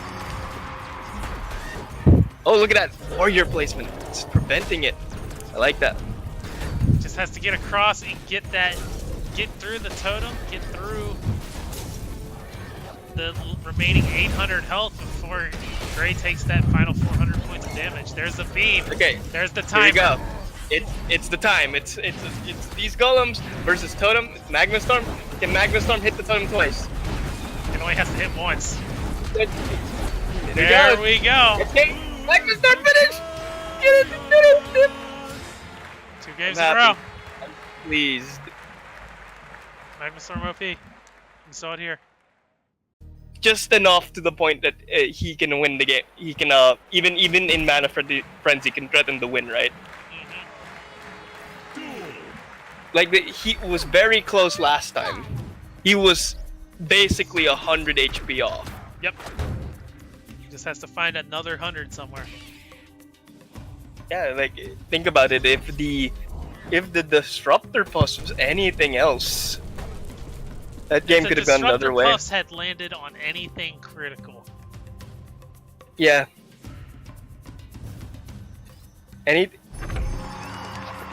This is, but this time he has he's got a more consistent push in King Puff's perk 2. So maybe some gamblers is it called gambler's dice or buff dealer? Maybe some buff dealing can go his way, right? It's very possible. I mean, it wouldn't be the first time that we saw KP just dominate, just with the right buffs at the right time every time. RNG, man. Gotta love it. It's balanced and fair. Until it's not. I mean, we're in very exciting time in this game, especially with a new battle pass coming up. We're gonna get a lot. As we said, there's the beam on the bridge shrine. Again, he doesn't care about the 3 mana deficit. He knows that if he's going to win this game, it's going to be through burning. It's going to be through that little damage that adds up over time. As I was saying, that we're living in a very exciting we're in an exciting time right now for the game as we move on to the second battle pass, and we're gonna get a new set of season cards to play with, and that could change up the thing for qualifiers. Luckily, our players have a week this time around to adjust and figure stuff out, right? Assuming everything goes to plan, yes. Yes. Or I would assume anyway. Everything is fine. Don't worry about it. Nothing can possibly go wrong today. Oh yeah. Patch delayed right. until day of. Good luck, everybody. And there we go. The story of the match right now. Beam on Bridge Shrine. But GReYWolf still has 30 EXP lead and both bridges. Yeah, but at this point, I think Oh, just gonna let the fire Edo take the bridge. I think Edo doesn't care at this point. You don't think so? Yeah, because his win con is here. Yeah, His- but he- now he- GReYWolf that- is almost here. Here's Magnus. Yeah, but he's oh not- no, it hit his own Not it like was this. okay because Well, it had a shield. what I'm getting at is he's not going to win the mana game anyway. He's not. I mean, not the mana game. He's not going to win the EXP game anyway. No, but He just. now his perk is basically nullified, right? Yep. Perk 3 Millo up against perk 2 KP. They're both But, at their prime right now. Yeah, he wanted he's at his prime, and that's what matters to him. If he just needs to try to get as much damage as he can. Oh, the wall Hopefully be push able to- Fire Imp out of range of the Arcane Golem. With a swap. I don't know if I agree with this. Well, the Fire Imp's not going to accomplish anything anymore. There's another a beam. beam to answer another bridge shrine, but the old one's still there. And it's still Yeah, going no, to it's be there just for a not- while. Yeah, Edo is just not finding any consistent way to keep things on the board. But drum buzzer, if anything has drum buzzers, are gonna probably come up big for Edo if they could just do anything. I mean, but the spear throwers are already on GReYWolf's side, so probably gone, right? Oh no! One's alive! It's gonna do some damage. There you go. The game is won. Not yet. Now the wall is going to distract that Fire Imp. Uh-oh. Oh, that Fire Imp throws way too closely because of the scrap pack, and this is what it needed to kill. Use the illusory, clean up everything, and that's now GReYWolf 20 EXP away from having a 3-0 over the Weiss. Yep, it's looking rough.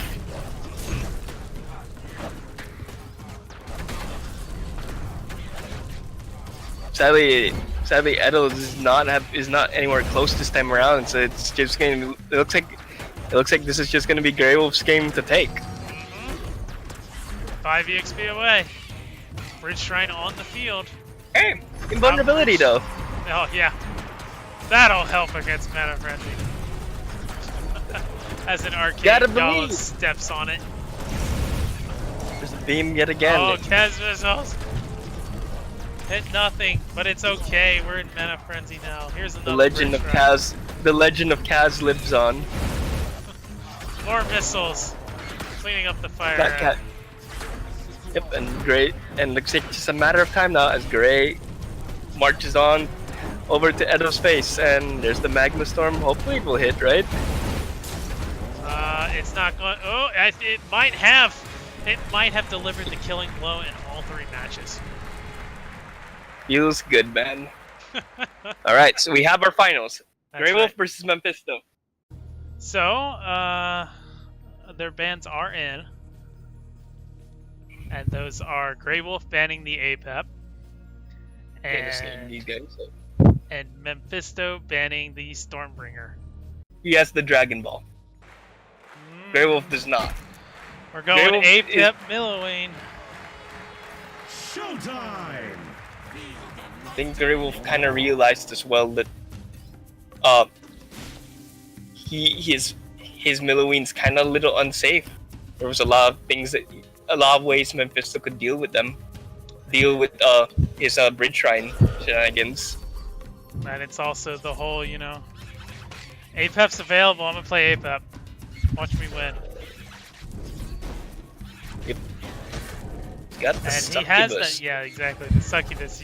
You called it a standard deck, but we don't see succubus come out that often anymore. And there are the Bridge Shrines. Showing off the Magma Storm. Doesn't want to throw it out though. I mean, both of them have Magma Storm. Again, they both answer. There's Magma Storm on GReYWolf's side, and there's Dragon Fireball on the one of the side. dragons went off target. Not what you want to see, but He gets a That's free what happens. boomer. it's actually going to be very helpful. Mephisto is now not allowed to kind of Getting play his. Made it all the way. Mephisto's kind of not allowed to play his defensive cards now because of Boomer. He's got to let the Boomer blow up first before he can play the Flightless Dragons.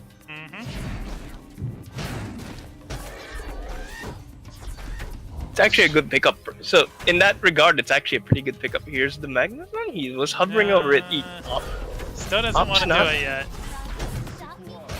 And now here come the Flightless Dragons.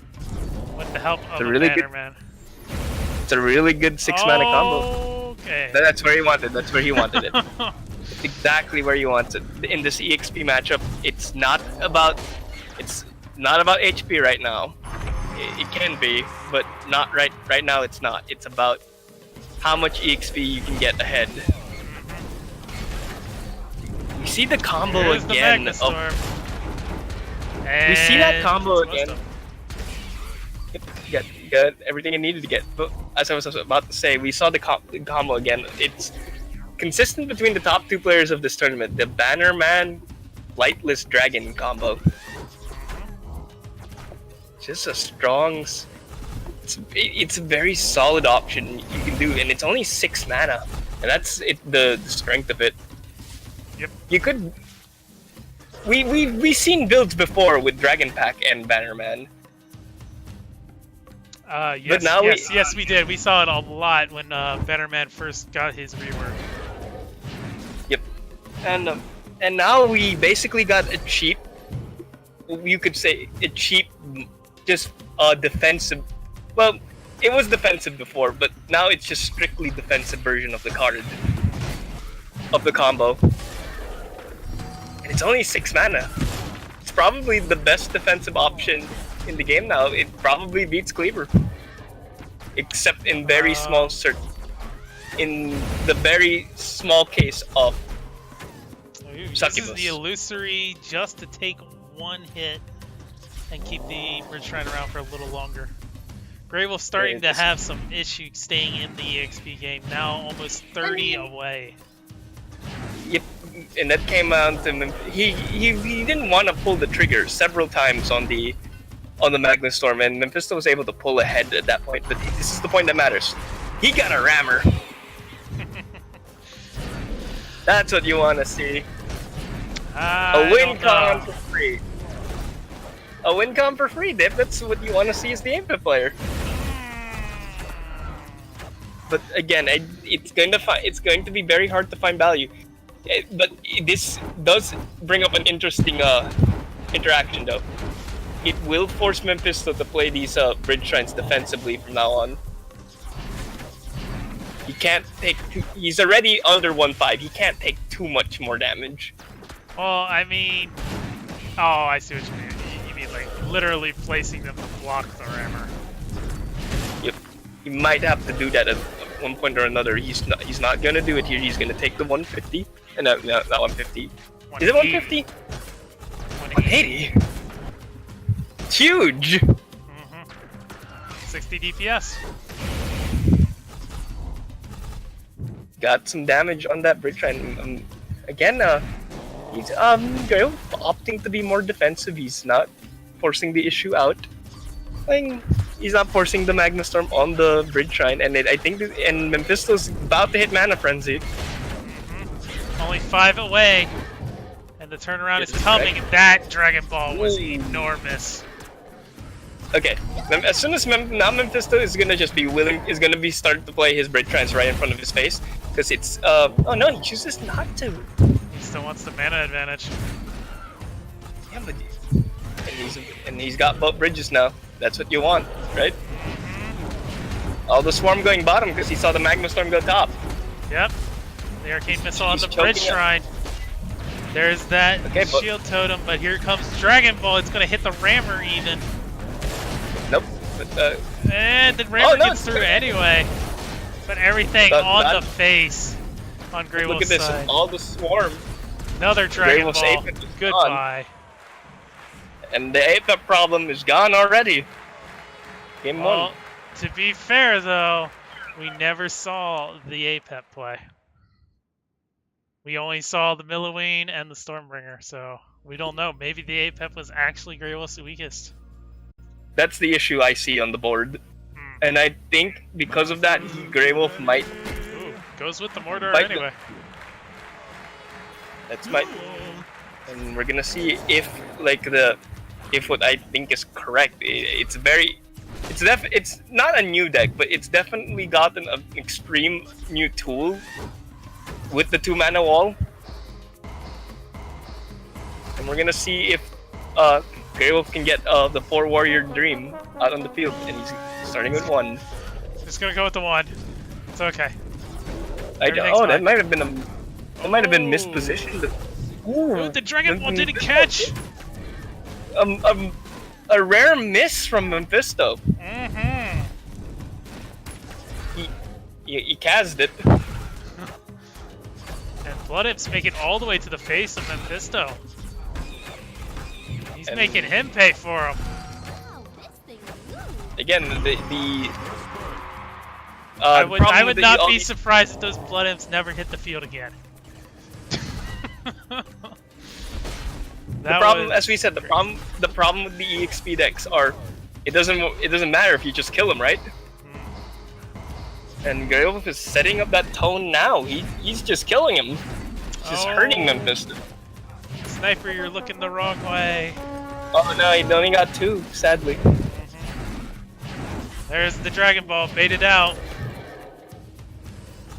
But the Blood Imps survive and they hit the field once more, Dip. Oh, the heal puff. I didn't see that he had the heal puff. That's my bad. Milloween's giving the Blood Imps a massage.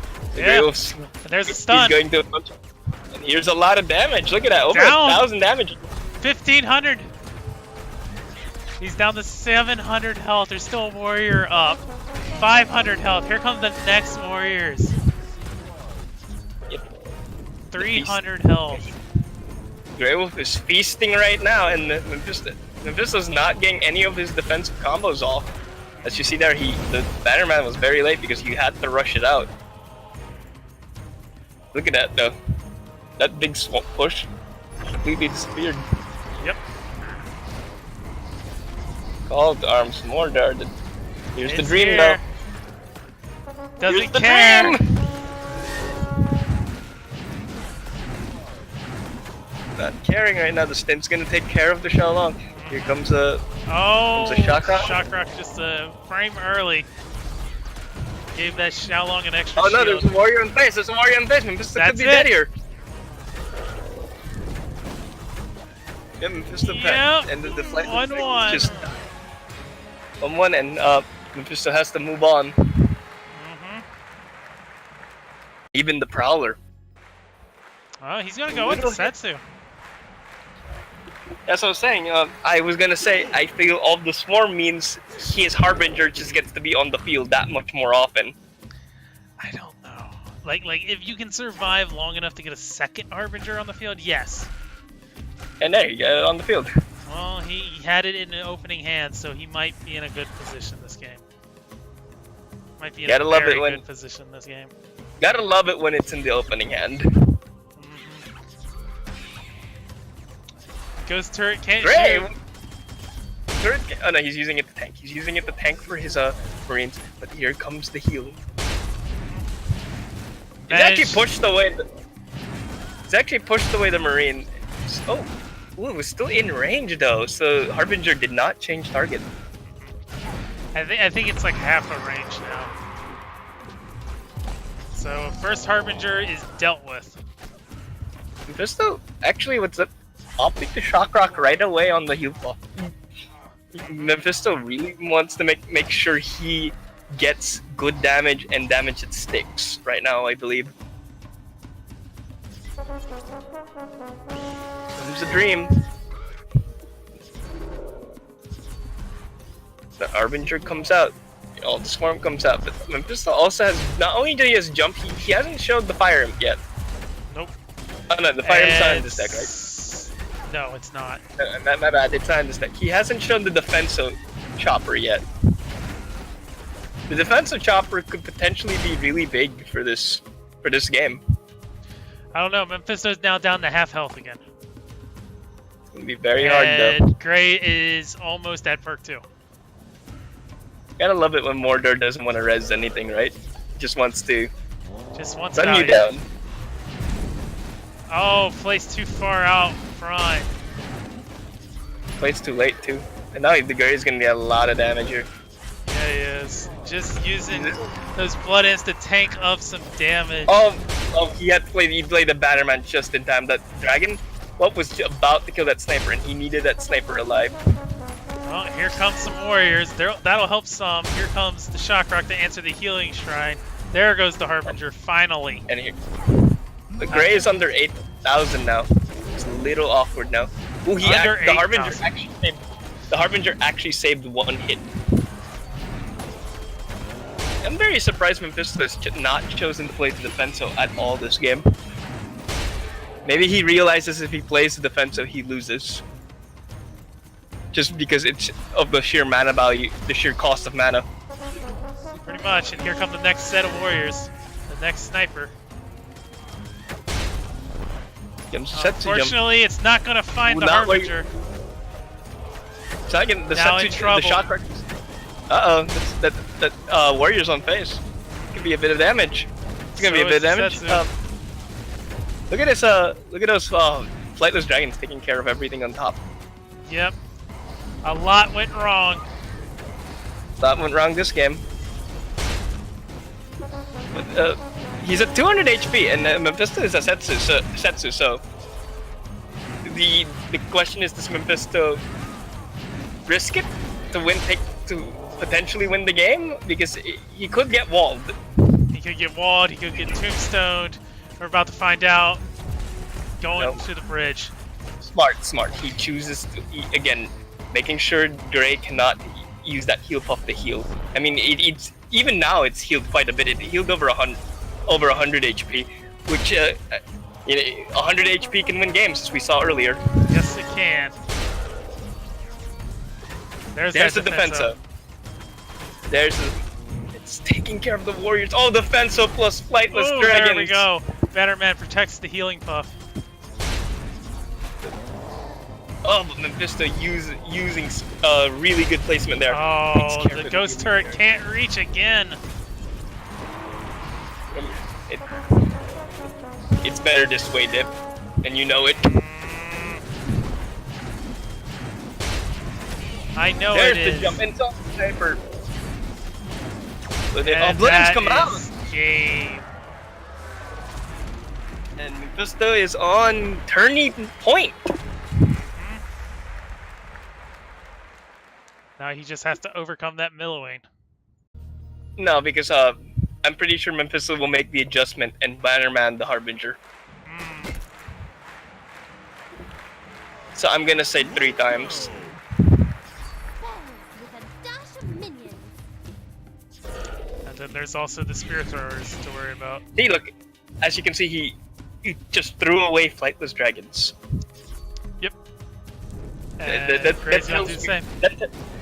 that tells me he's making the adjustment here. Oh, wow. Ends That up winning shock because rock of the shock rock. Yep. That also, as I was about to say, that in my head tells me he's willing to make the adjustment towards for the Magma Storm. Oh. First Harbinger, first Bridge Shrine. There's a Grenadier on not top going to there. help that much this match, honestly. Outside of those flightless dragons. It's gonna he opts to let the Harbinger hit base. That's gonna be a couple hundred, 300 hits, I guess. 200 hits, I mean. Oh, it's gonna be a lot 600. more now. The first Harbinger Healing almost so always finds a powerful. lot of value. 800. 1,000. It just keeps going. There it 1,000, finally goes. and just like that, Gray is at half his HP. Mhm. The first And as we said, Harbinger almost always finds a lot of value. The second one is just going to find as much value. As you can see, GreYWolf is really hovering it. He knows what he has to do here. But I wouldn't be surprised if Bannerman comes out now. There it There is. it is. And he does hit it again, but he has to finish it before that healing shrine comes along. There it is. As I said, it was as you can see, 2 times was not enough. It has to hit 3 because Mephisto made the adjustment to save the Bannerman exactly for that moment. And now triggered Xiaolong sitting on the face for just a few brief moments. That's another couple hundred points of damage. Look at this flightless dragon being so brave, taking care of the turtle with it.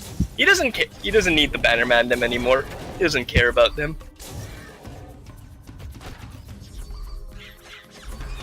And here comes the third Harbinger. GreYWolf sitting with a 30 EXP lead though. Anything can happen, right? That's right. It's gonna happen. This is gonna be the match. Okay, there's the Magma Storm. He's comboing it this time with the Magma. Got it. Got everything. Oh, Setsu jumped into it. Man, playing a little greedy there. A little too greedy. That play might come back to haunt him if he ends up losing this game. Feels reckless, man. Very reckless. Very unneeded recklessness. Either way, now all the momentum and all the pressure is on GreYWolf. These guys GreYWolf's perk 3. And another Bridge Shrine. Oh, there's the shield, the Bannerman. Oh, it pushes, but ooh, That's so chopper. I like that. That was interesting. And here's Magma Storm as well. It's very far, actually. It will connect and kill. Twice! He That got was- 3 hits it! That was 4 hits on that Harbinger if it had any way to go back off. Mephisto is now on the back foot. He knows it. Magma Storm is here, boys. Magma Storm winning a tournament, boys. That's right. Don't doubt it. It'll bite Never you. doubt it. GreYWolf now only 25 EXP away from Mana Frenzy. Mephisto not even perk 3 yet. But you have to know, GreYWolf is under 1-3. He's 1,287, and Mephisto's about to hit perk 3. Well, here comes Magma. No, not He Magma Storm. jumped. He wants that Xiaolong first. There's the face. The flightless dragons will make Setsu go home. 300, And 300 there is Arcane Missiles for the Harbinger. There's Mana Frenzy. Tried to aim it at the healing shrine, couldn't find it though. There's the Mana Frenzy. Yes, Mana Frenzy is in full effect, and that's going to spell the end of Mephisto, I believe, unless we get a big reaction. A magical that's just set. Yes. a magical Setsu jump. I doubt it though, because it's gonna be very hard when you have flightless, when Grey has flightless dragons. Oh, but Grey just played it. Grey just played it. There it is. No, the damage too much. He's not gonna win the damage race. Nope. That brings us to game 5. Final game. Hype. If ever he wants, what's that? He wants those Masters, get ready. snipers to survive as long as possible, and you know, give like in the earlier matchup, I forget versus who, where the snipers did 1,000 damage to face during a Bridge Shrine matchup.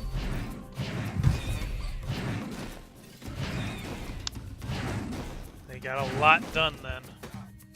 Let's see if they do the It's- same now. Oh, illusory played just a moment too soon. It's gonna be very hard because, as we said, if Harbinger was dying to three Magma Storm shots to kill, it only takes 2 to kill his Yeah, sniper but squad. is it really worth it? 5 mana for 5 mana. It's Mephisto's big way to win this game as well, so you have to realize if Mephisto can't get value out of these sniper squads quickly enough and effectively enough to have both bridges at all times, Grey is just going to run away with the EXP.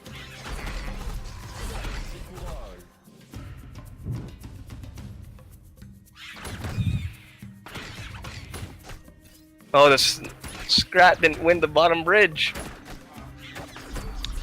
Oh, the snipers are here. They're doing their thing.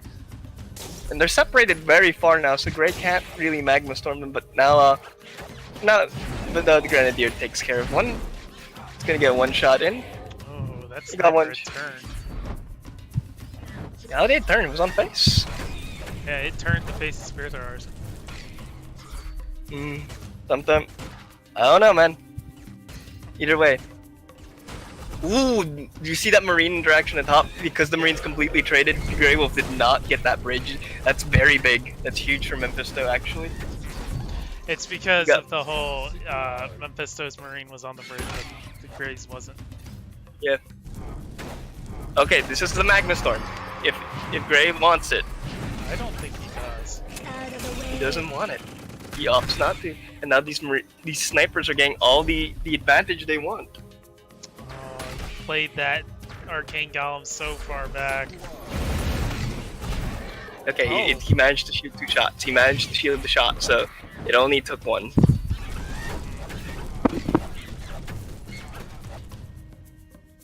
GreYWolf at the back foot, but the EXP is completely on his favor. It's not completely on his favor, but it's definitely on his favor right now. Wasn't able to distract the illusory cleaver in time, took it to the face. Ooh, it's a lot of damage. And But now remember, Grey you under have- 1,000 health. You have to remember though, Mephisto has no way to do, outside of Daka, completely no way to do face damage. So even though Grey falls under 1,000 HP, it doesn't really matter if Mephisto, if he can just defend and keep himself alive. Out of the way. He's got to get the perk 3 for that though. That Daka just cleared the wall. His arcane missiles, they'll clear up everything on that bottom lane with the help of Spear Throwers. Remember, HP doesn't matter. As long as Grey has 1 HP, he can potentially win this. Oh, fire in. Aim for the illusory, Oh, not the missed. Spear Throwers. And, So take a little and bit of the, damage. Goes for the Magma Storm. on the Gets the fire imp. There's 1 hit on the snipers. Does not get the second. In Nah. fact, kills his own Did not. arcane golem. he did not get, and then that's the problem at times. No, the consistency was not there, but he is perk 3 now. But he has the Arcane Golem in hand too. Mephisto is very close to perk 3 though. That could be big for Mem. I would say it's Ratfo. It's pushing in. It's hard to say in this matchup how much of an impact it's going to have. It's Very hard definitely to not say, as indeed. big as that arcane golem. That's why I said if maybe it would have an impact, but we're gonna have to see. Plasma the Marine Grenadier still was- answered the fire imp on the top lane. But... Oh, he did not get. That was a miss. Oh, there's the Magma Storm. Snipers are When gone. they get the Prowler. Prowler gets Prowler's- the wall. And here's the Mephisto has Climate Trades. You know, Mephisto's been getting a lot of value out of these mana buffs that have just been Yes. hiding away through all the swarm. And can't even manage to Arcane Missile the Xiao Long. It is just hiding behind all these little scraps here and there. Oh, That's here's the a Arcane Golem! Golem getting Darked. That could might be have just game. been the nail. GReYWolf falls down to 162. Still has to deal with the sniper. Remember- 62 remember, health. as There it long- is. It's over. Sniper got it! It was a good effort by GReYWolf, but It was amazing effort by GReYWolf. the decision to probably not focus on the snipers may have cost him. But yes, I what an still don't amazing- believe in magma storming them. Not especially if they're split. Okay, so top 8. We have Mephisto, champion, coming in that first place, and followed by GReYWolf in second, Darian in third with Edelweiss, and then four-way tie for fifth being Worm Fury, Jula, James, and Paco. And then on the back, we have 9th place Hagen, 10th place Eke, 11th Gamer, 12th Tangs, 13th Adrian, and 14th Hedgehog.